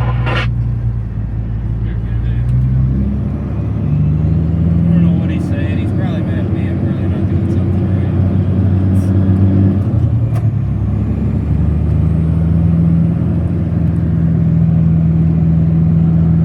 Gonna be looking up the area all night with us driving fans.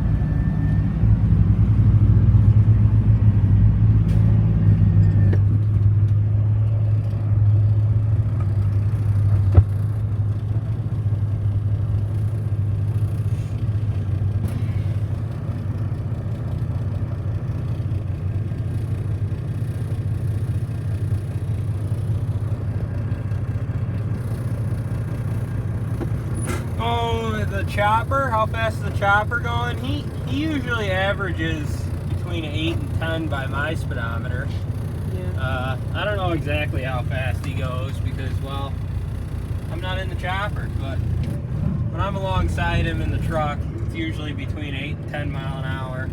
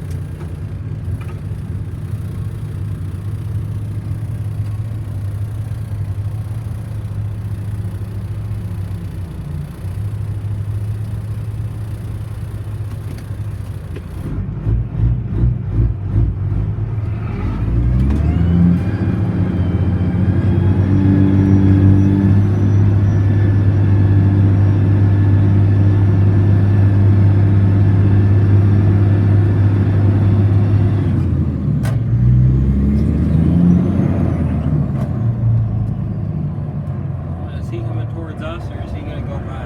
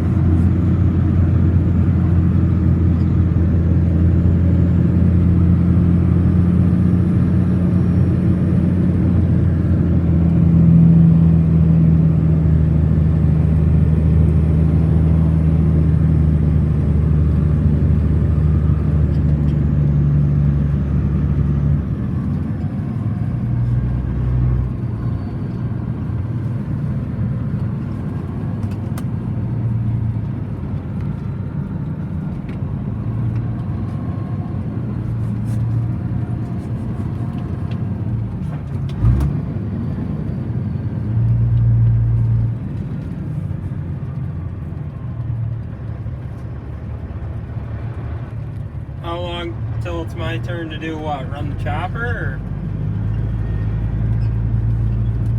Geez, I don't know if I want that job.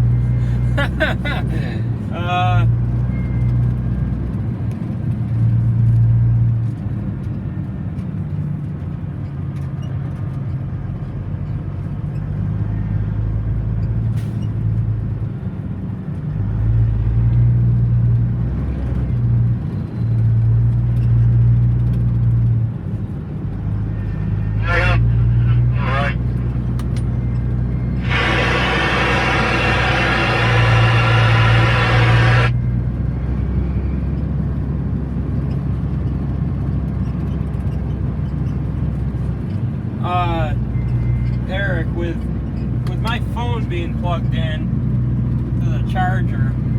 My CB is all static. I don't know why. Something to do with the phone charger interrupts with the CB transmission. When I got that plugged in, I can't hear the CB as good as I could with it unplugged like that. It is what it is. It's just something that I gotta deal with. When I got my phone plugged in, the CB don't work so good.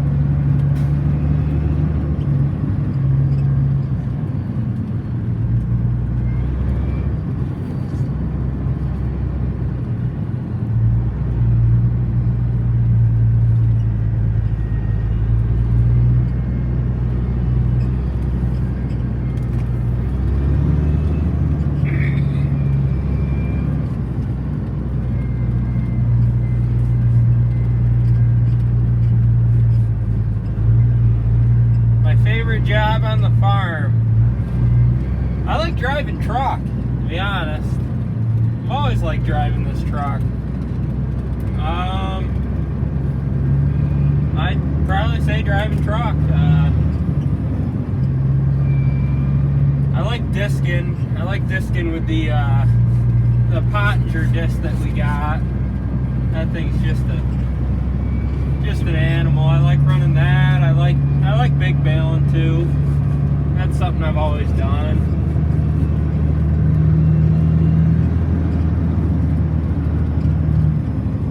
But I don't know, it feels like trucking's my main job, and I don't mind it.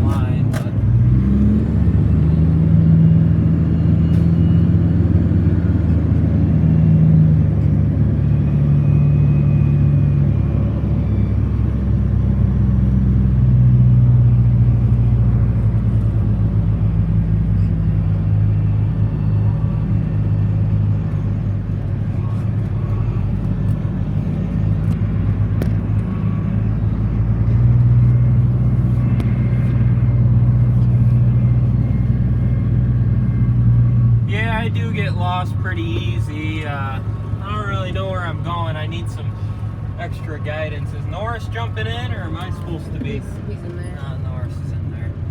This is your charge. Yeah, Sarah did get her wisdom teeth taken out.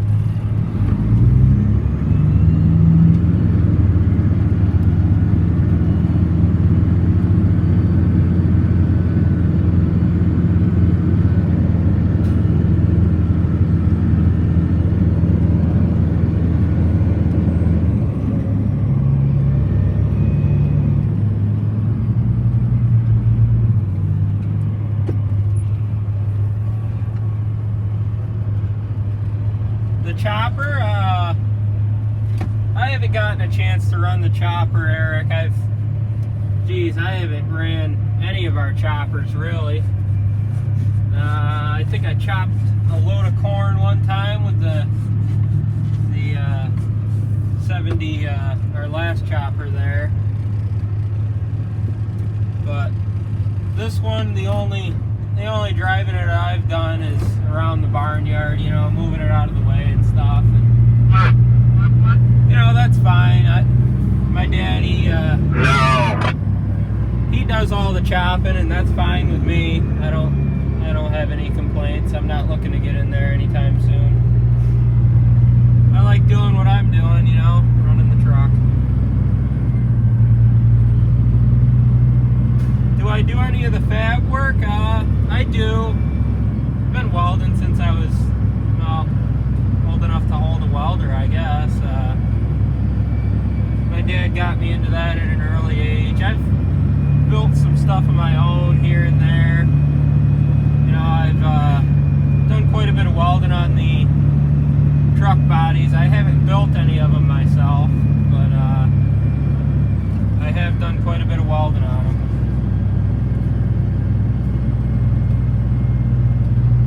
The spout, he usually chops so the truck is on his right side there. It's just the easiest way because you naturally look over your right hand shoulder, you know. Chopping on the left hand side of you is kind of hard to do. It's just the way that he likes running it. Most guys chop on the right hand side.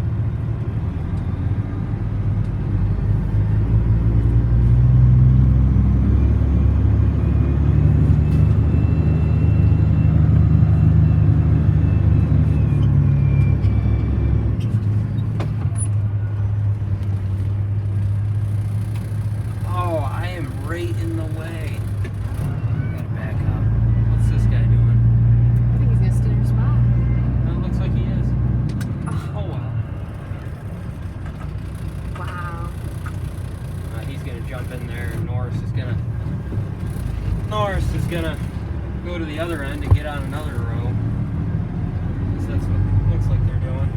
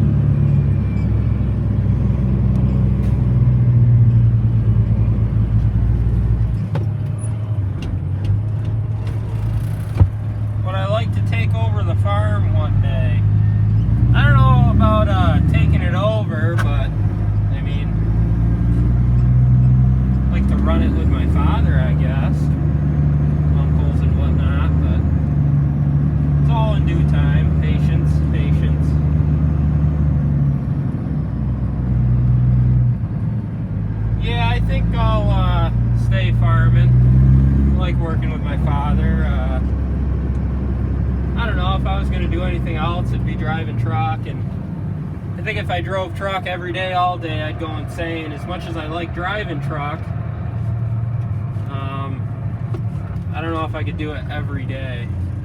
And I definitely couldn't weld every day, because I'd go insane doing that too. I like farming because everything kind of switches up, you know. I'll do a lot of truck driving, hauling haylage and corn silage and whatnot. There's days we'll work on stuff and oil changes and fabricate stuff. Then there's other days where I'll be sitting in tractors and whatnot, you know, holding the steering wheel. That's what you really want to be doing, right?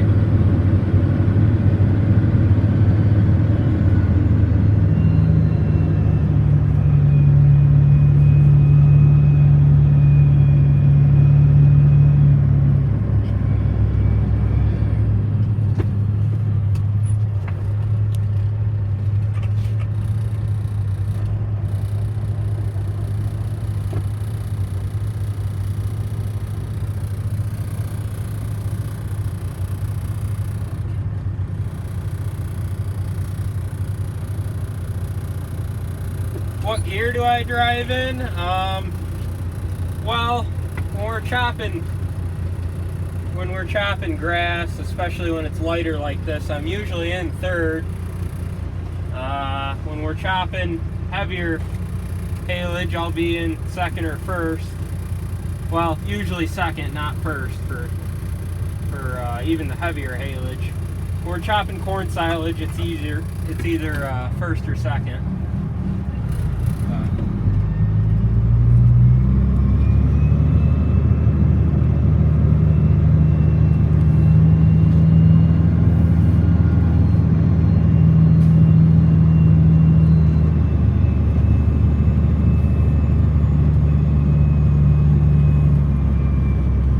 We're not going to drive down there. There's no point.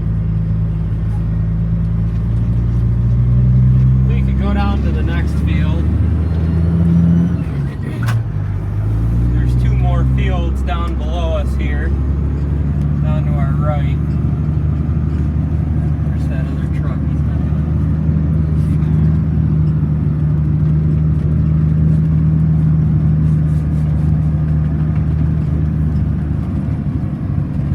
Chopper's coming down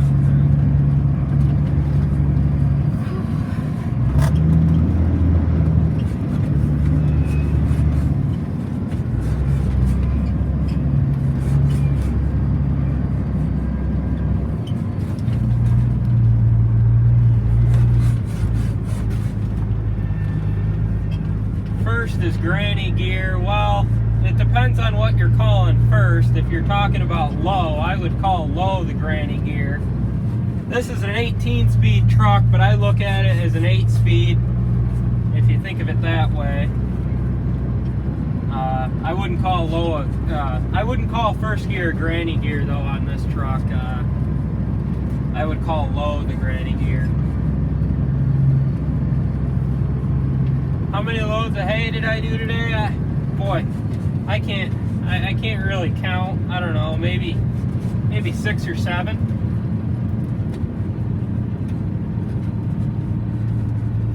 Am I gonna train Sarah on driving truck? It depends if she wants to. I don't know. She probably could. When I get my permit, you could ride with me because we're 21.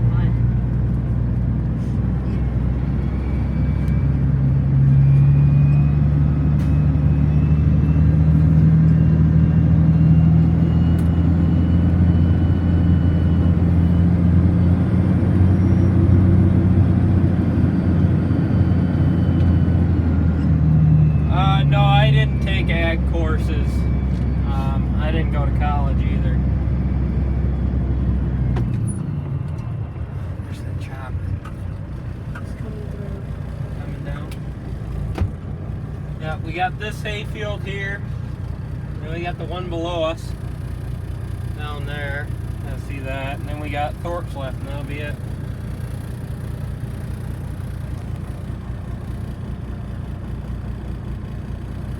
I don't know, Sarah. Do you think you could drive the truck? I don't know. Probably not.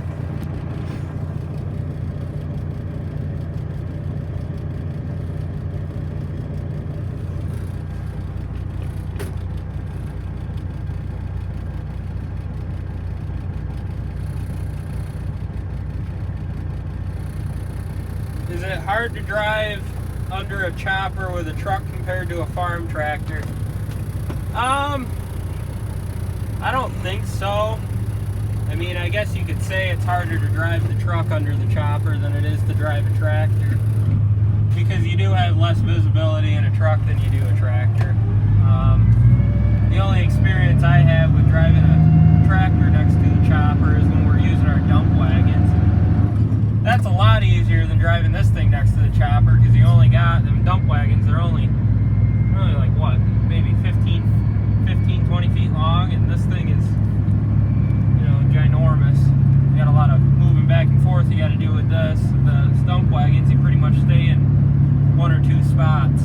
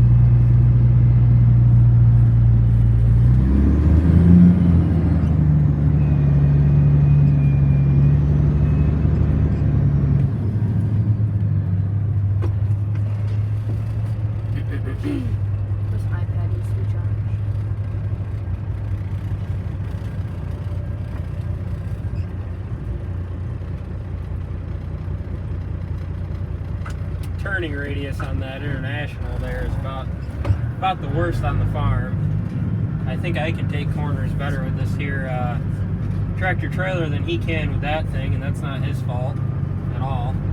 It's just the way that truck is. It takes about 3 acres to turn that truck around.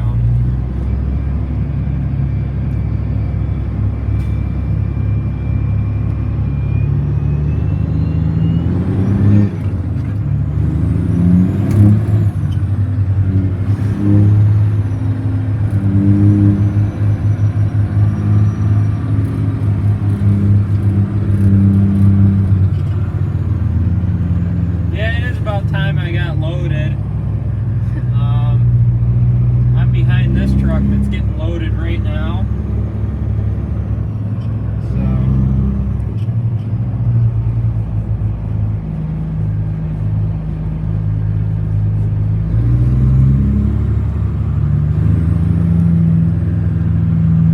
Yeah, I'd say there's sometimes that me and my father don't agree, but usually we get arguing about something and then later on I realize that he was right.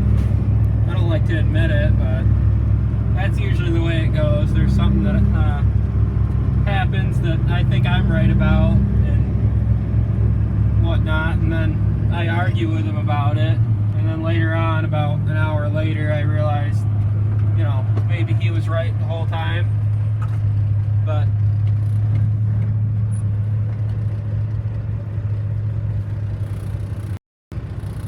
I don't know if we'll be letting Sarah drive this truck for her first truck driving with this trailer and all. This thing is, you can get yourself in a pickle with this thing real quick, like, if you're not paying attention. If she was gonna start with something, we'd have to start her out on a straight truck. Something like one of them trucks there would be a lot easier for her to start with.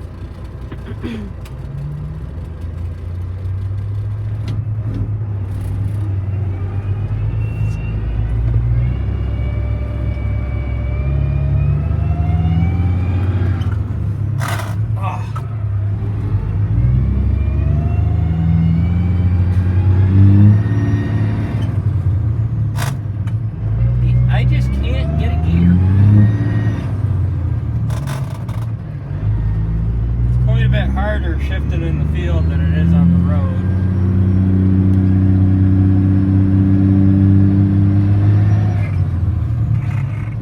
It's not the worst thing in the world, but it is a little harder.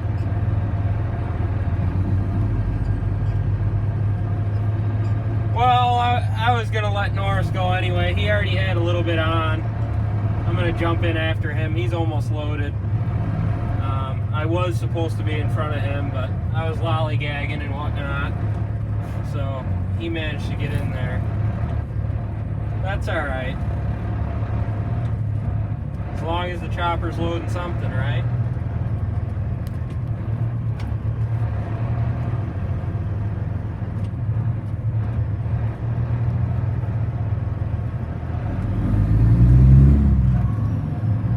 Alright, now I gotta pay attention now.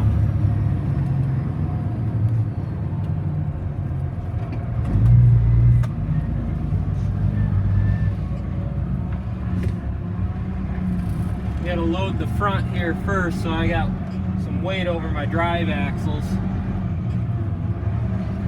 On the straight trucks, you load the back first because, well, drive axles are in the back. With this tractor trailer, that isn't the case. You got to load a little on the front before you start loading the back, or you'll get yourself in a pickle.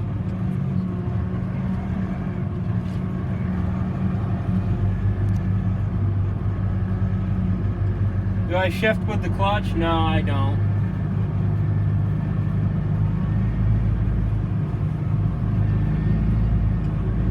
Yeah, usually if I can't get it to go into gear, I just keep pushing on it and it eventually goes.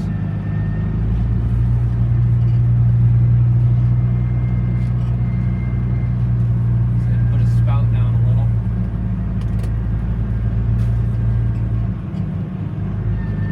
I can kind of tell what he's got on me with that camera. but it is kind of hard to do. What's he doing here? It is kind of hard using that camera up on top of the belt trailer. Once we get enough on the front, I can't see the back, and it's kind of hard to even tell how far back he really is through that camera. On our last chopper, we had a camera up on the neck, and that helped me a lot. I could tell how much he had on better than I can with this one. But this camera here that's on the trailer is mainly for when I unload to tell how much is still in there.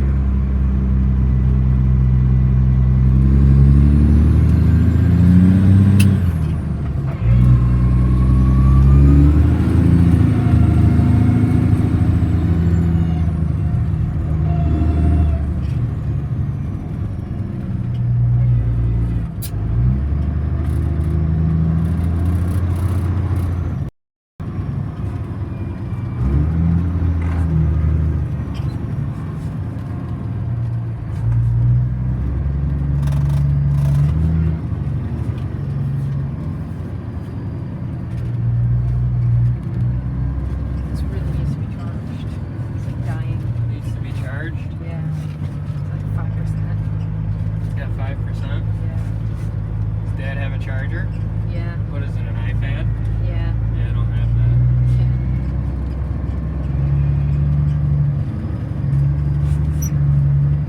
You better get back with him so that thing doesn't die then. Yeah.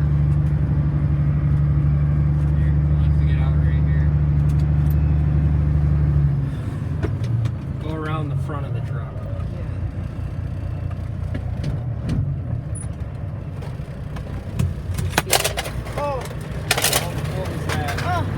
All my junk is just falling. Is he going?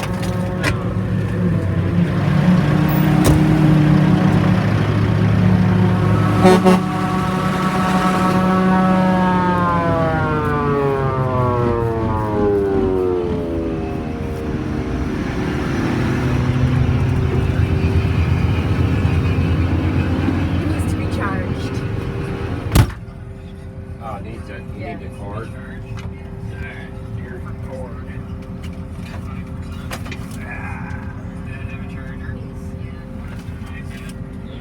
Let's see here. Actually, I can hook you.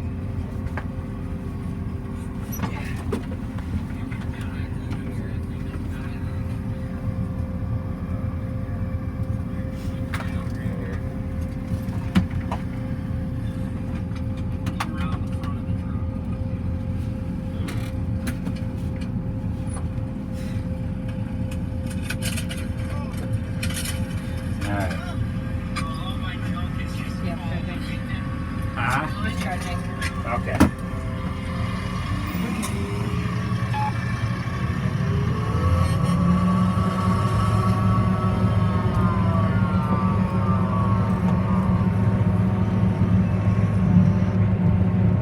Okay, now Sarah's back in the chopper, and yeah, so Sarah's back in the chopper here, and we're back to me narrating. Jered did a great job. Yeah. Anthony from Cornwall, how's it going? I had to get the cord. Sarah had to jump in the chopper. The iPad was out of battery, so I had to get it plugged in here. So we are back in the chopper, and charger's plugged in. We have, let's see, I'm on a 10-acre piece now, and I've got 2 5-acre pieces left. So we're gonna get it. We're gonna get it done. 6 o'clock, 6 p.m. here right now. I think it is 6 p.m. Yeah, it's 10 after 6, and we're gonna get it done. So we're not gonna worry about covering the bunk tonight. These guys have had a long weekend, if it was 5 o'clock, we'd cover it. We'd be done by 7, but we won't be done till 7 or after. And the guys have got tires moved up from the lower bunk, and we'll cover that bunk quick in the morning and slam the chopper together and get it ready for corn. And tomorrow we'll be starting corn.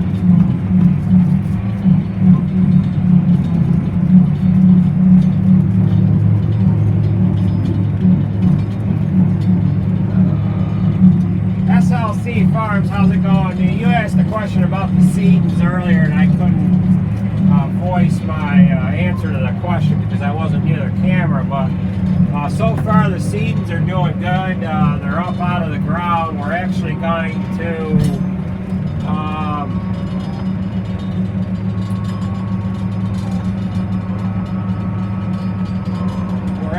to be spraying to kill the weed off here soon.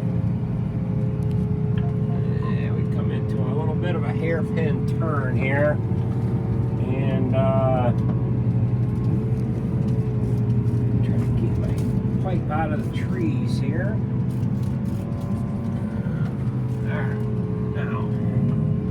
Alright. Can't hit a thumbs up more than once. Yes, Ed. Yeah, you need a special button to be able to do that, I guess. I've been on other channels and have wanted to do the same damn thing too, you know. You only hit that thumbs up button once.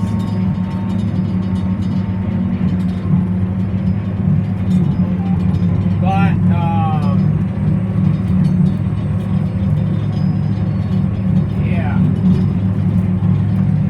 I got a little worried there. A couple times the damn stream buffered there for a little bit. I thought we were going to lose it. I'm glad that stayed together. I don't know why. There's just a couple areas. Well, you know what? I wonder if that damn thing was... It ain't set to... well, it doesn't matter. Yeah. I don't know. I don't know where I was going with that thing. But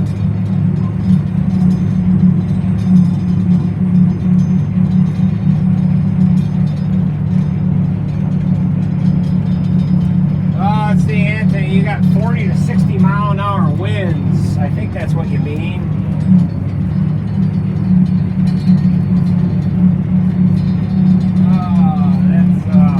I don't like the wind. I can take anything but the wind. Anything that wind starts to blow a roof off or something, or starts to blow doors in on something, all you can do is just wait till the wind stops blowing and pick up the pieces afterwards. Cold weather, you can work through that. You can work through the hot weather. You can work through the heavy amounts of snow, large amounts of rain, but the wind is just something that you cannot work through. If it starts to destroy something on you.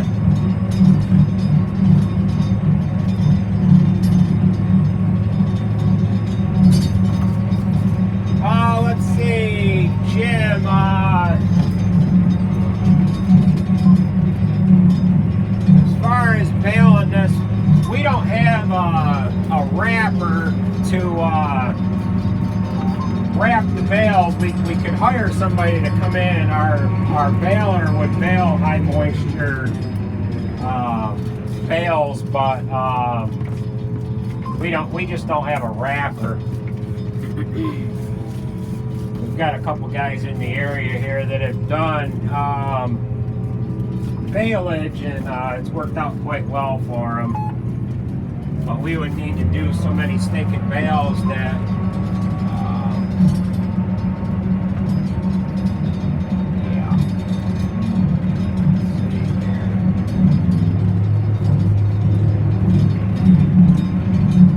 rattling noise in the cab, Eric. It's I've got these two bars that we use to poke out the bottom of the chopper, and they're stacked on top of each other. I just moved them now. They're stacked on top of each other.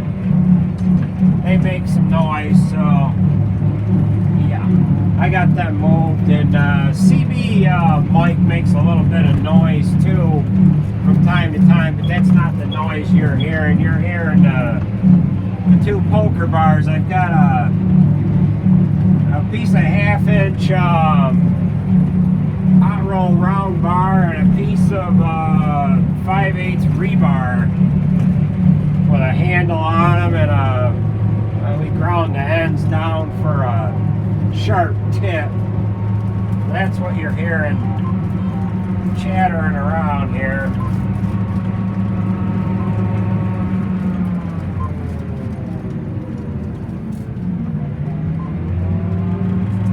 Yeah, let's see, George Shaw, the rattling is the Jimmy bars. That's yeah, you're right.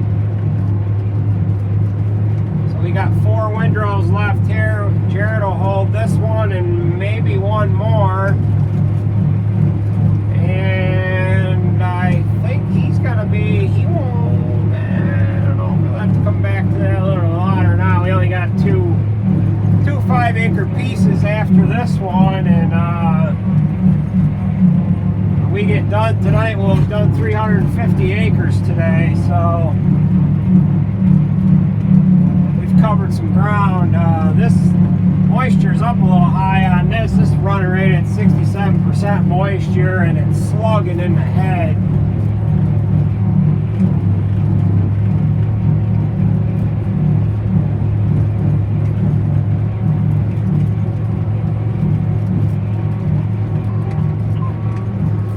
Let's see, Anthony Farming.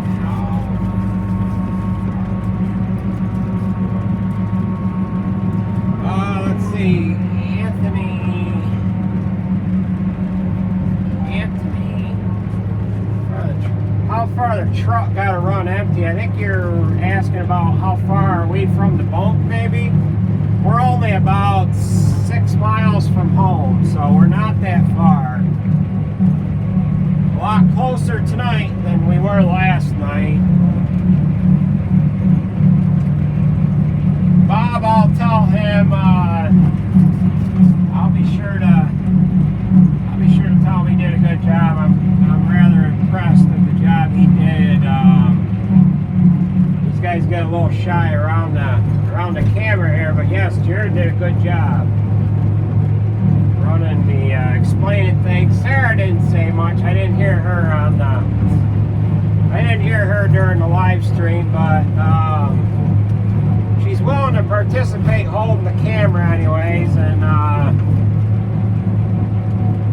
guess that's good too. So let's see, Jered knows he's let's see, we're gonna circle around this guy. Gonna let him come in, that way he hasn't got to scoot around me. I can come right alongside him here. We got kind of a goofy backwards turn here. So I'm gonna throw the pipe over my left shoulder for a minute so I can turn around in these trees here. We'll rapidly swing the pipe back around. We're gonna come together right here.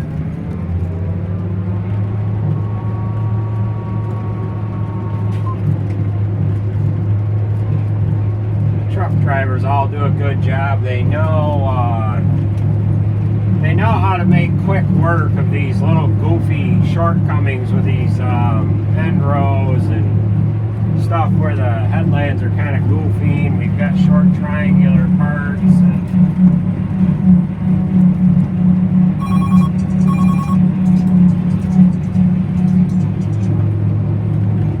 hello?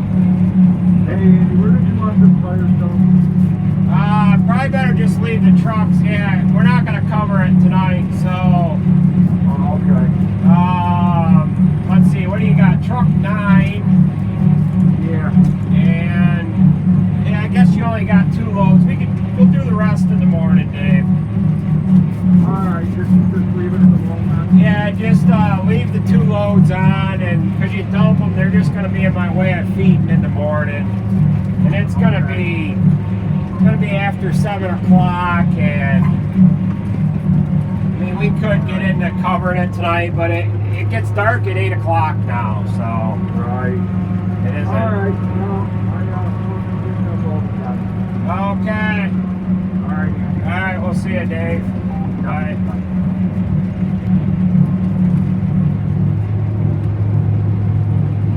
David Wells, you like the way he was dressed? Yeah, last night, I get home, and he says, hey, how come you didn't shine the camera at all on me? I said, what are you talking about? I had the freaking camera on the truck the whole time I was loading you. Well, he said, you didn't see what I had on? I said, no, why? So I had my gorilla suit on. I didn't even know he had one. So then tonight, we got going on the live stream. He sends me a text message right when we moved from that field we were chopping behind that old cow barn there. And he said, yeah, your camera ain't angled right. I said, it's angled right. And I knew what he was going to do. And then he pulls into the lot there with his suit on. Yeah, so. Alright, here we are down to 10 acres. We've just got to run a couple miles and we'll be into the last couple fields. Yeah, David, I know what you mean. Not everybody likes to be on camera, but and you can't force the issue either, but yeah, so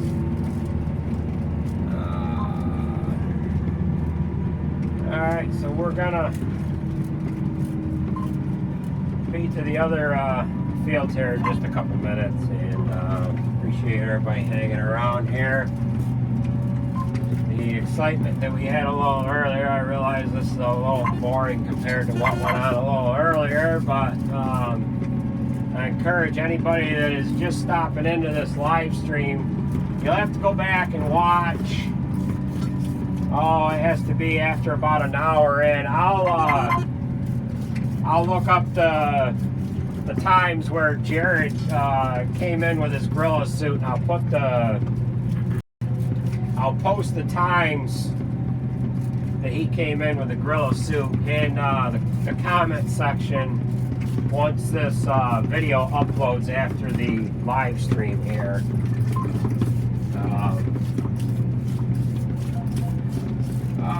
Let's see, Dalton. Let me see here.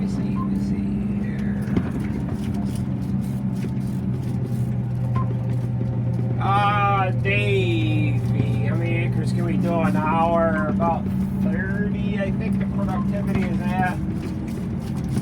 I don't know, it varies so much.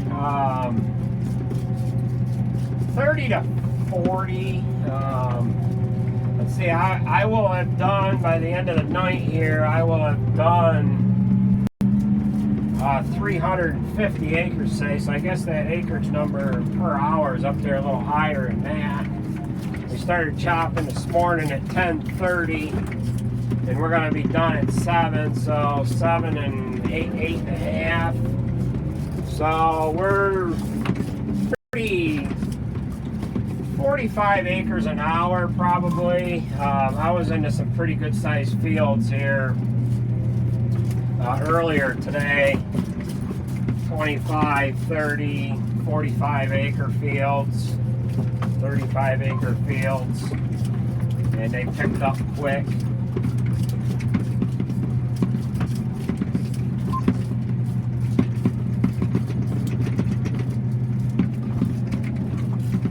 Let's see, Jim, yes, we have to use trucks because of the distance. We were at 11 miles today. Yesterday we were at about 10, 11 today. Right now we're about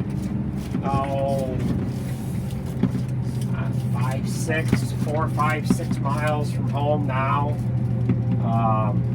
This is a quick run here. We're a half a mile.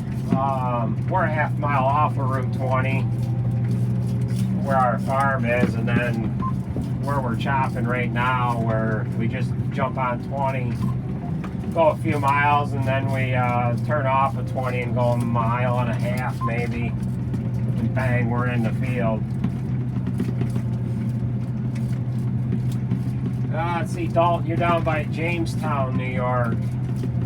That's down near Poughkeepsie, isn't it?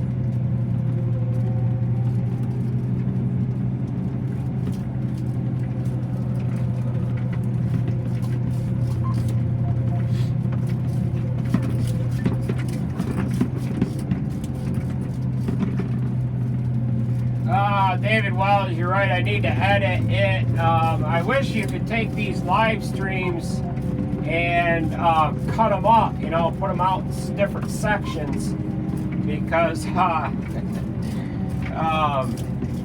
know, we had a chopping video in the beginning, and then we had some shenanigans, and then we had some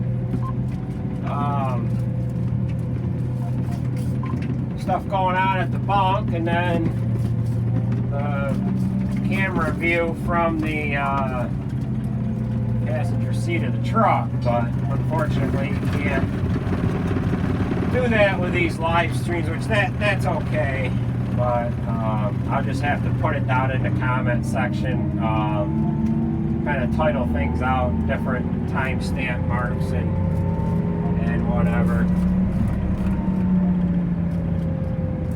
Okay, hey Gary, how's it going? It was around the 1 hour 40 minute mark. Okay, I'll go through in the morning while I'm feeding cows, and I can replay it, stamp out the time and whatever. So maybe what I should do is take I think what I need to do is I need to get a picture of Jered with his gorilla suit on there and put that in for a thumbnail. So a couple of the trucks that are coming back up here that don't need to go to the field that we're at. So right now we're going by Beacon Skiff Apple Orchard. It's one of the, it's got to be the largest commercial and retail apple orchard. I'm gonna say the area. I don't know if I can say the state or not, but they do a phenomenal job.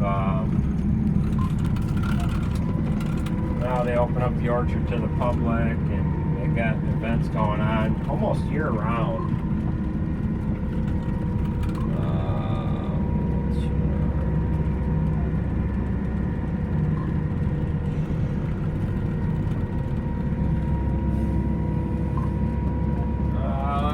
What's our rotating herd average?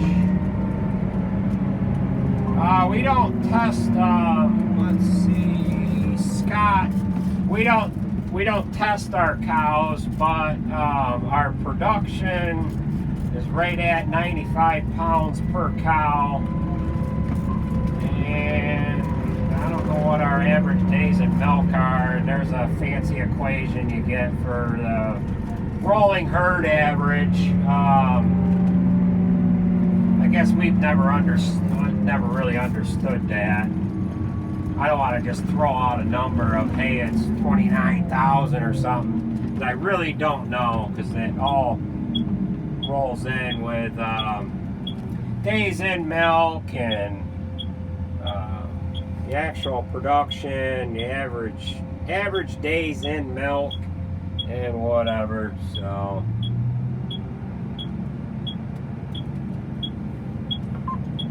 I don't know what our average days in milk are. I wouldn't even want to guess there either, because I'd probably guess wrong.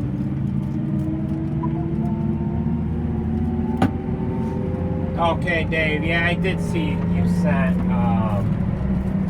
me that. Hey Bob, not a problem. I had no idea that Jered was going to offer up the content that he did. I was kind of worried about getting in a couple bad areas and dropping the stinking stream and everything else tonight, because we do have a couple of areas here, and I was worried about that, but kind of glad everything all worked out.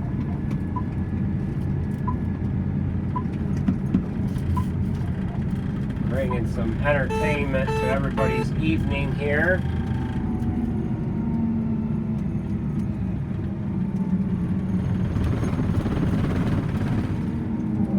Let's see, whip around here.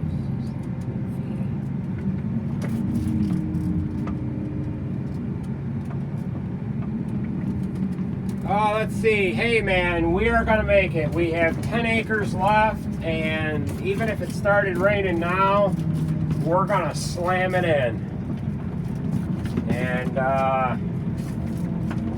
it's gonna happen. I was a little worried there. Oh my gosh, it had to be 1:30 this afternoon, and I was waiting a little bit for trucks, and I'm looking at all the acres I had ahead of me, and it was gray and gloomy all day. We didn't get any more sun than we got right now, and I said, well, we're going to be heading windrows out, and had two guys merging all day, and they were barely ahead of me. We were hammering on their back door all day, and everybody did good to hustle it along here. So George, does it say a time on that? We've been streaming for 3 hours and 16 minutes, George. Eric, equipment doesn't do too bad on the hills. You know, we really don't have to do you know, the equipment's running. I'm gonna get my pipe swung over my shoulder here, and I am in the wrong field. 202. Okay. Engage cutter head. Engage the feed rolls on the head. All right, we are golden. Down a little bit so I don't blow over the right hand side of the truck. The chopper has got return to home. The pipe will return to home with the press of one button. And when it returns to home, the deflector goes all the way down. So when I bring the pipe out of the home position, I have to raise the deflector up. I usually raise it all the way up at first, and then once I start chopping, I will pull the deflector down a little bit. So sometimes I overshoot the first little bit of stuff that comes out of the pipe here. So I got two fields this size here, and this stuff is running at 64% moisture. I'm going to go over to my harvest lab here, see if I can get Sarah to focus it in on the harvest lab. I don't know if it'll exactly pick the numbers out. No. It doesn't come out? No. Don't worry. But I'm running at 21.6% protein. The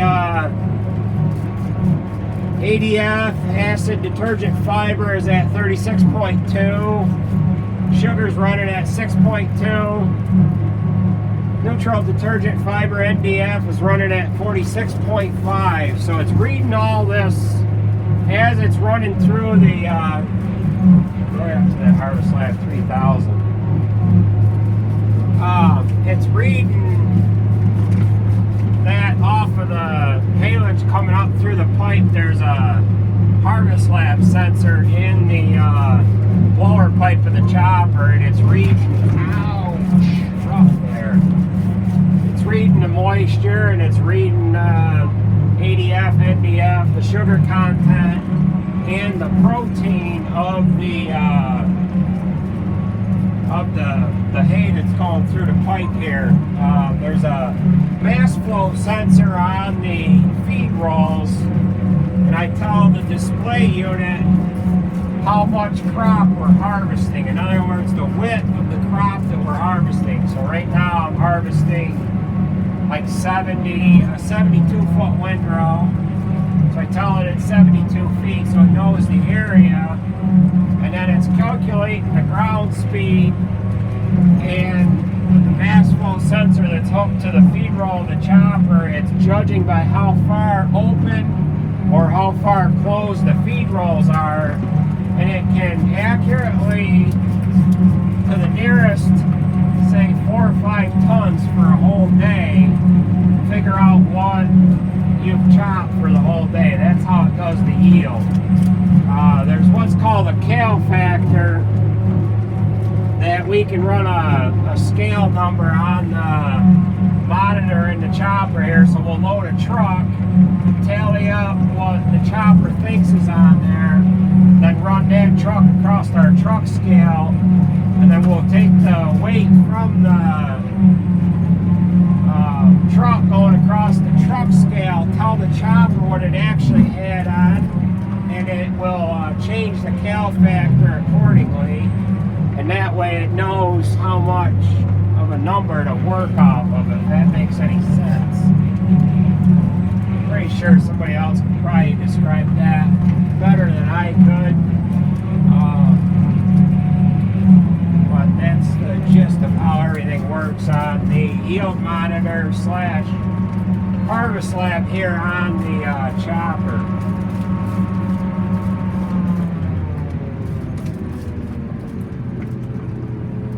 George Shaw, the knives should be pretty good. This morning when I sharpened them, I wasn't in any new seeding yesterday, and this morning when I sharpened them, I only went 30 times across the knives with a sharpening stone. When I made that video the other day with a leaf blower, I ended up going 60 times across the knives because of the amount of new seeding I took in.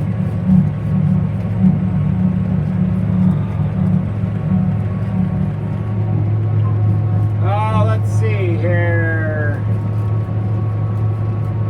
Missing some George Shaw. I jumped in.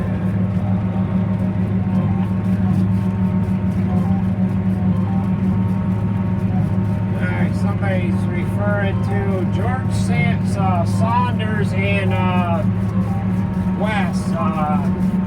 Those two guys are pretty sharp guys.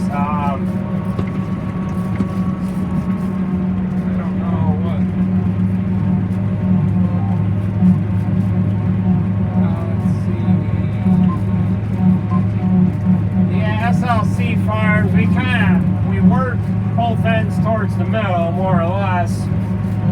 Yesterday we went, we were as far out as, we were as far to the north of our farm that we could be, and we worked our way back towards home a little bit.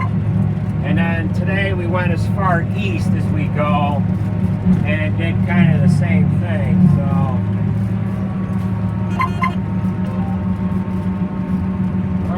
Justin Russell, how's it going?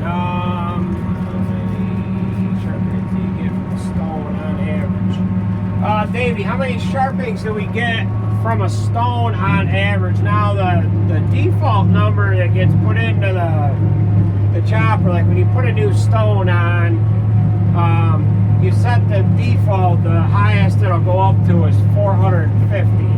Now that's 450 times that's going to go forward and back or left to right across the knife drum. Now that will do more than 450 times. I would say it's right around 550 to maybe 600 times that the stone will advance across the knives. And it really doesn't matter how much wear you have on the knives, because at each time it cycles itself across the knife drum, it only advances advances 1 click, and that 1 click is, I don't know what the measurement is as far as how much that stone drops down onto the knives.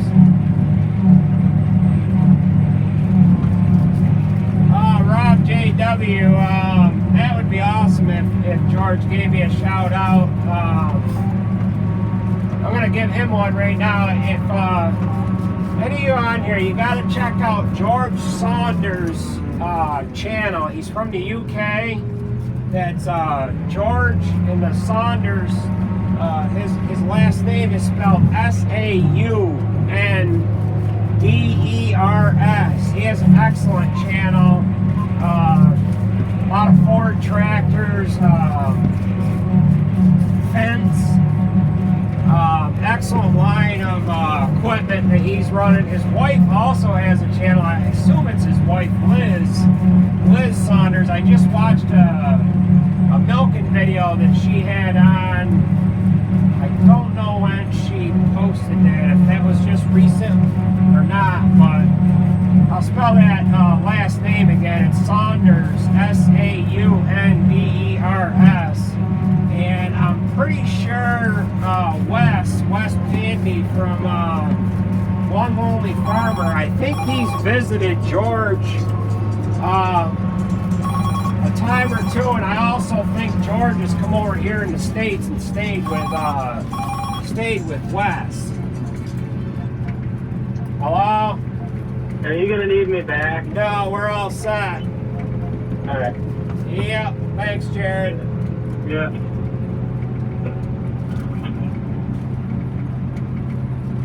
Yeah, Rob, I did read that in his comments.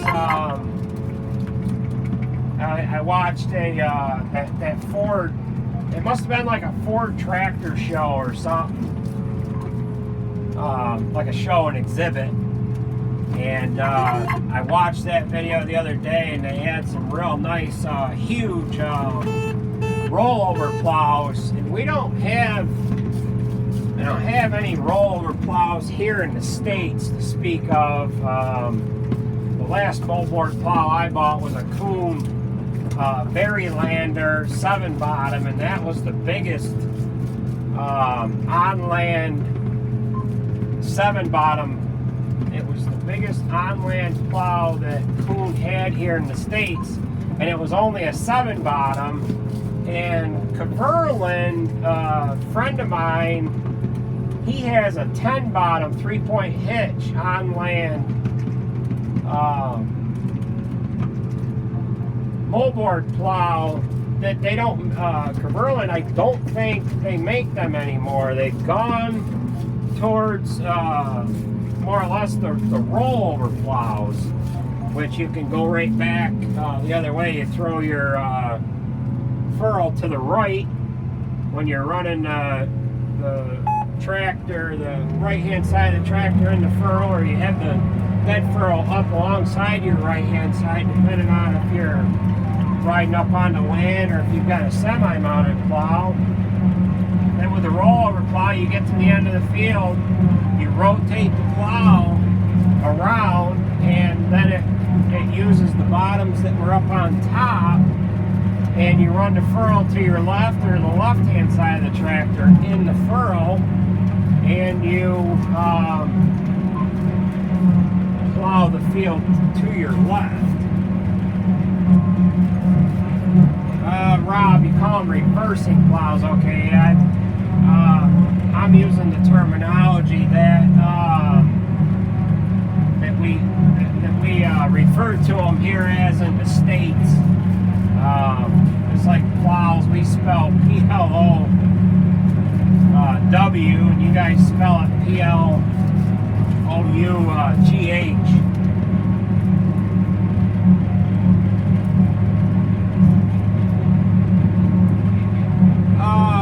Jim, yeah, there's no trolls on here that I speak of. I do have a couple of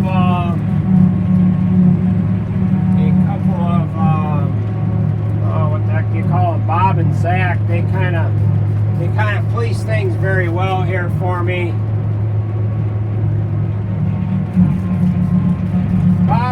could do something for you, my God, you do a great job here.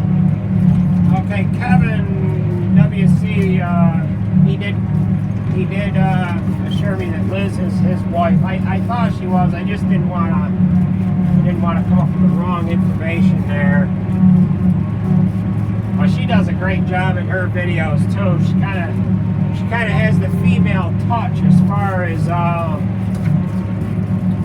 she does her videos there. Very nice job editing the whole 9 yards.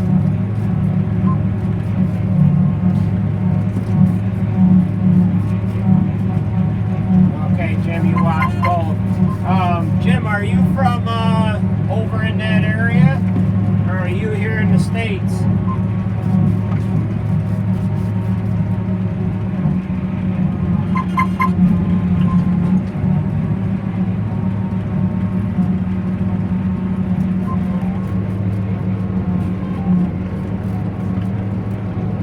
Joey, thanks. I just caught your comment back a few minutes ago.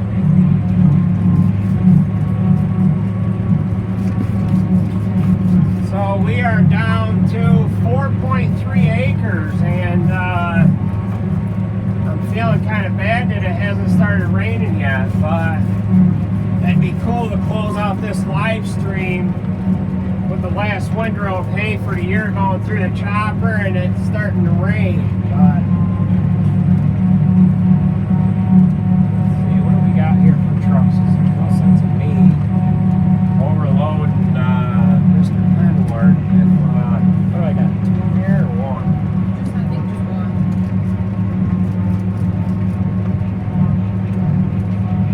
Yeah, I'm just counting my trucks here. I don't want to overload this one. We're a little bit of a side hill here, and whatever. I don't want to overload this truck if I have trucks enough, and I think there's got to be an empty one coming back. I've got one empty here behind this one.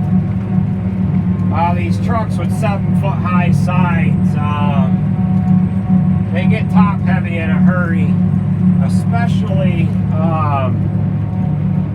with this haylage being as wet as it is, which this isn't really all that wet. 63% moisture. So it's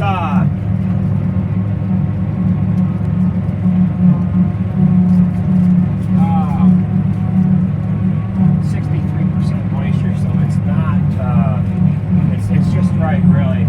Yeah, Eric, we'll get the chopper home and it won't get wet. There's nothing worse than the chopper getting wet with dry hay chaff stuck to it. Johnny, you can go. Hey, thanks a bunch, John. I'll be able to fit it on these too. Weather permitting, we'll be banging out the corn tomorrow night. So give me a holler tomorrow afternoon. Okay.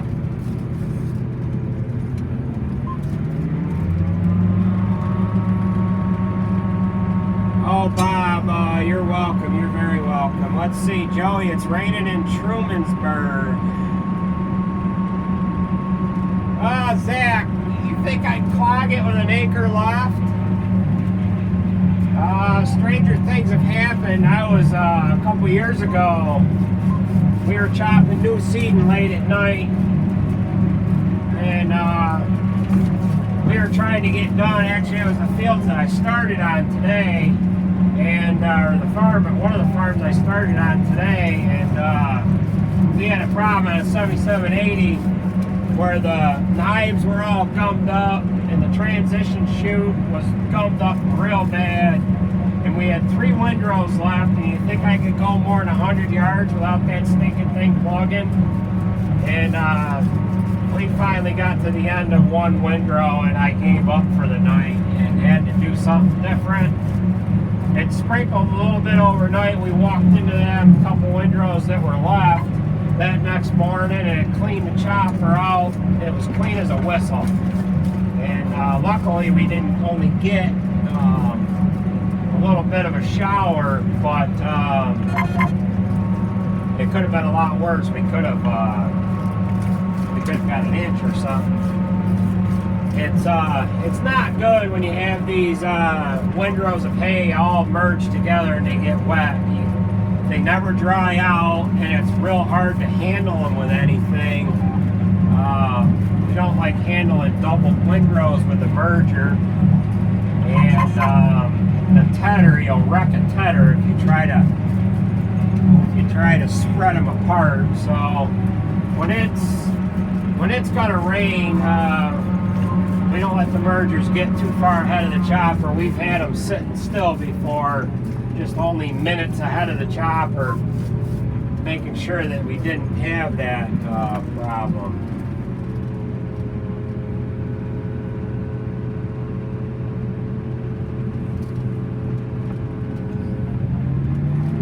Jim, you know, I'm going to look into that because I did see a little bit of something about getting like a booster of some kind.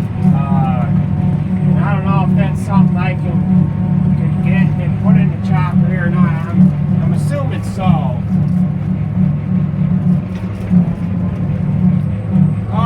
Steve, I got a little bit of a video. Fell into bunker. My oldest daughter got that. It was the tail end, the very tail end of that cutting hay, tedding, and chopping video. The last load that we put in our new bunk.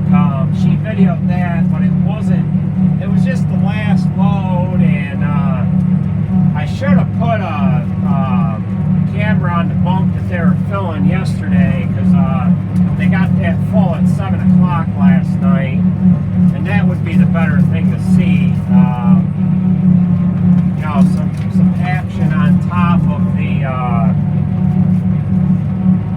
pushing tractor or something, but we'll be sure to get that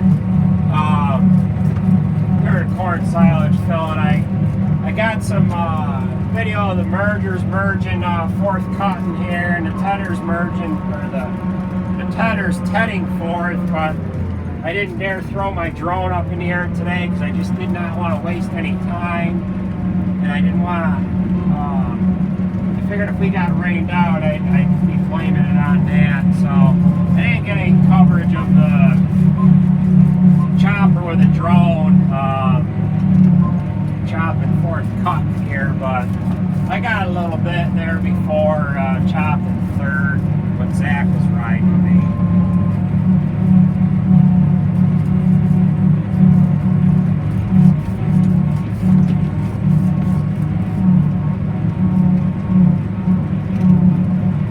Kevin, your European style plow, I think you're referring to the rollover plow that I talked about a while ago. There just hasn't been the popularity here over here in the States with them. It could very well be that the soil types maybe over there in the UK that you guys have over there, maybe that has to do with moldboard plow. Now when I was a kid, we didn't have a chisel plow. We moldboard plowed everything. And I would just soon moldboard plow everything anymore, but we can plow a lot faster with the chisel plows, and you really have to watch the soil conditions over here anyway in the States when you moldboard plow. If you plow it too wet, it fits up too clumpy, and can actually get yourself into trouble. So, Joey, no, we're not going to be doing haylage. I got to flip up my deflector. Got a lot of stuff on my compression sheet, so I filled that up, and we are done. Okay, folks, this is it. The last handful of haylage went on to Norse, and the cutter head is shut down. We're gonna keep you going on the trip back to the bunk here, or back to the shop, And rudder head shut off. I got my gauge wheels sucked in. Put my piper on the back. There. Okay. SLC Farms. I have 5 kids. Jered's the oldest. He's 21. Alex, my oldest daughter, she is 19. Sarah, she falls in the middle. She's 15. My youngest daughter, Charlotte, is born in 06. She is 12.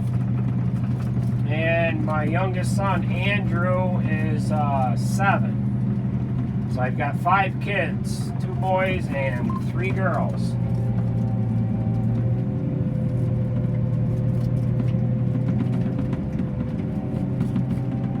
Oh, Joey, most definitely. Haylage is fed to a lot of dairy farms.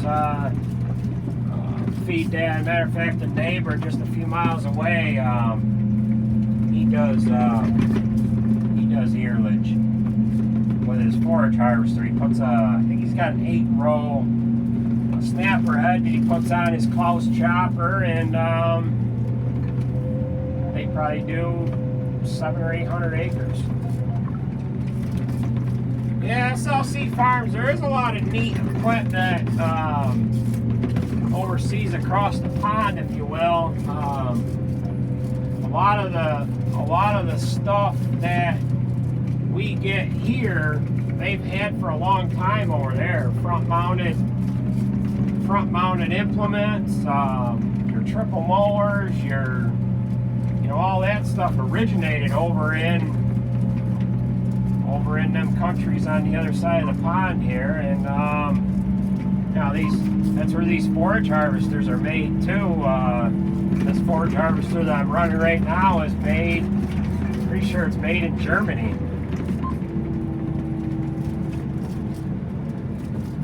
Germany or Austria, something like that, but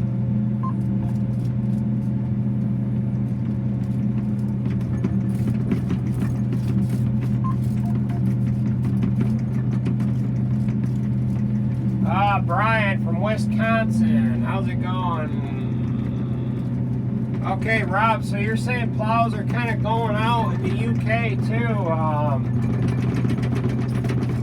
Yeah, the last new plow I bought was that Kuhn Marylander, and we were probably a year too early buying that, meaning that if we waited a year, we wouldn't have bought it. We have, at the time, we had 2 7-bottom Wilrich plows and a 5-bottom Wilrich and a 6-bottom Kverlin semi-mount, and we wanted a bigger on-land plow. And the Wilrich plows, to be honest with you, they're only good for about 5 years. They're kind of cheaply made. They were shot. We had bent the frogs on it and replaced them several times. The trip beams were shot. They pull sideways a little bit, and they'd start to pop out of the ground. I had to rebuild the pivot point where the bottom hinges from a couple times.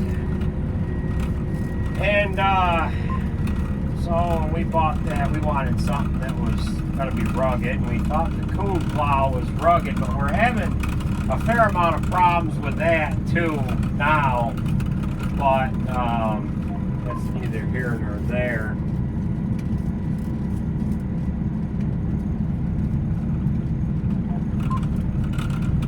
SLC Farms, I have only seen a video of the 9000 series chopper, and I started to talk about that a little bit last night, and I don't know if I went through a bad area or what, but the stream up and got shut out. I lost cell coverage or something, but I'd only seen a video. Somebody commented on one of my other videos to check out a video on YouTube channel called Grassmen, and I actually watched a video on Grassmen, and they interviewed the main fellow of the channel, and I apologize, I don't know his name. I've seen him in all the videos that I've watched of the Grassmen. Interviewed the main head honcho from John Deere, the forage harvester guru guy, and he explained everything that they changed on the 9000 series chopper. Not that they changed that much, but the development of it. Sounds like when they kind of rolled out the 8000, they knew well ahead of time what was going to be going on with the Cummins 19 liter that's in the 8700 and the 8800. They knew that they were going to be discontinuing that they had to have something that would hold that larger engine, because they didn't change much of the frame going from the 8 to the 9. Therefore, I believe they knew right when that 8000 rolled out that they had to have something for that 812, which my understanding is only in the top 3 choppers, the 9700, the 9800, and now the new 9900. The 9600 is going to have the John Deere engine, which I believe is the 13.5. And that the 8600, I believe, was the wide body in the 8000 series, and I believe in the 9600 series, that model is going to have the narrower body to it, meaning the cutter head area is going to be narrower. I don't know how much narrower, but in the 7000 series, the 7580 was the largest narrow body. It had the same engine that the 7780 had, but it had the same size cutter head that the 7480 had. I think I'm correct there. I might be slightly wrong on the 7000, but I'm pretty sure I'm right there. But at any rate, the 7780 was they had 2 wide bodies, the 77 and the 79 in the 7000 series. How many miles to home? I am only 2 miles away from home, right here. Got Navarino Orchard is going to be coming up on our right-hand side here, and then I'll be back to the farm, and I'm going to look on the radar. I would almost have to look on the radar and see where the rain is here. It's 7 p.m. our time here, and the rain is right there. We are that arrow. The rain is right on our back door. The rain ain't but an hour away. You get that? Yeah. So it is there. Let's see. Yeah, Davey, that Grassman is a great channel. I was turned on to it by one of my subscribers, and I'm sorry, I forget who it was, but they commented in either a recent live stream or a video to check out the 9000 series chopper, and I did just that. I went right to that Craftsman channel. I subscribed to it and watched a few of their videos. They also talk about the chopper. There's a custom operator in, I don't know what country he is in over there, but he has bought 2 of them now, and they're very satisfied with the Fendt chopper. I don't even know what model it is. I want to say it's a 700 horsepower unit, and they've been very satisfied with it. They've had Klaus, and I think they were running a Crone with their Fendt, and then here just recently they ordered their second Fendt. Now I'm pretty sure that they're using it now. They do maize, which is over here in the States is corn silage to us, and they do a fair amount of hay too. But it's a large custom outfit. I watched that video. But yeah, we're well, this is lagging behind a little bit, but as I'm speaking here, we're a mile away from the farm now.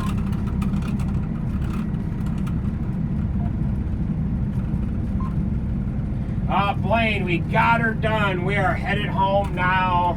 The rain is, I don't know if it showed up on the live stream here or not, but I put my phone up in front of the camera, and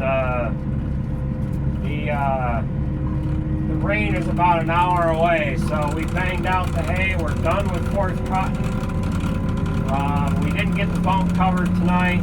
We could rush through it, but it's going to be dark here in half hour, 45 minutes, and everybody worked hard to get her done yesterday and get her done today, so I didn't want to press the issue at all. And if we have to cover the bulk in the rain tomorrow, so be it. But I can't pull in the shop. I built the bumper for the chopper, and I've got that sitting right in the middle of the shop here. So I'm gonna put this up in the hay barn. Sarah's gonna jump out of the chopper, and as soon as I pull in the hay barn, you'll probably lose the stream here, and I want to get the chopper parked and officially sign off the right way here. And let's see, Darren. Yeah, Donkey. You know, I only know that character a little bit, and I should know a little bit more. So I do. SLC, you got freaking 12 inches of rain. Wow. Okay, SLC, you've seen the. Okay. Let me pull this cord out of you. Why don't you jump out, and I'm just gonna park the chopper, folks. I'm gonna grab my. Where should I stand? It's over by the C5. Okay. Well, Sarah's gonna come out the chopper, and she broke it.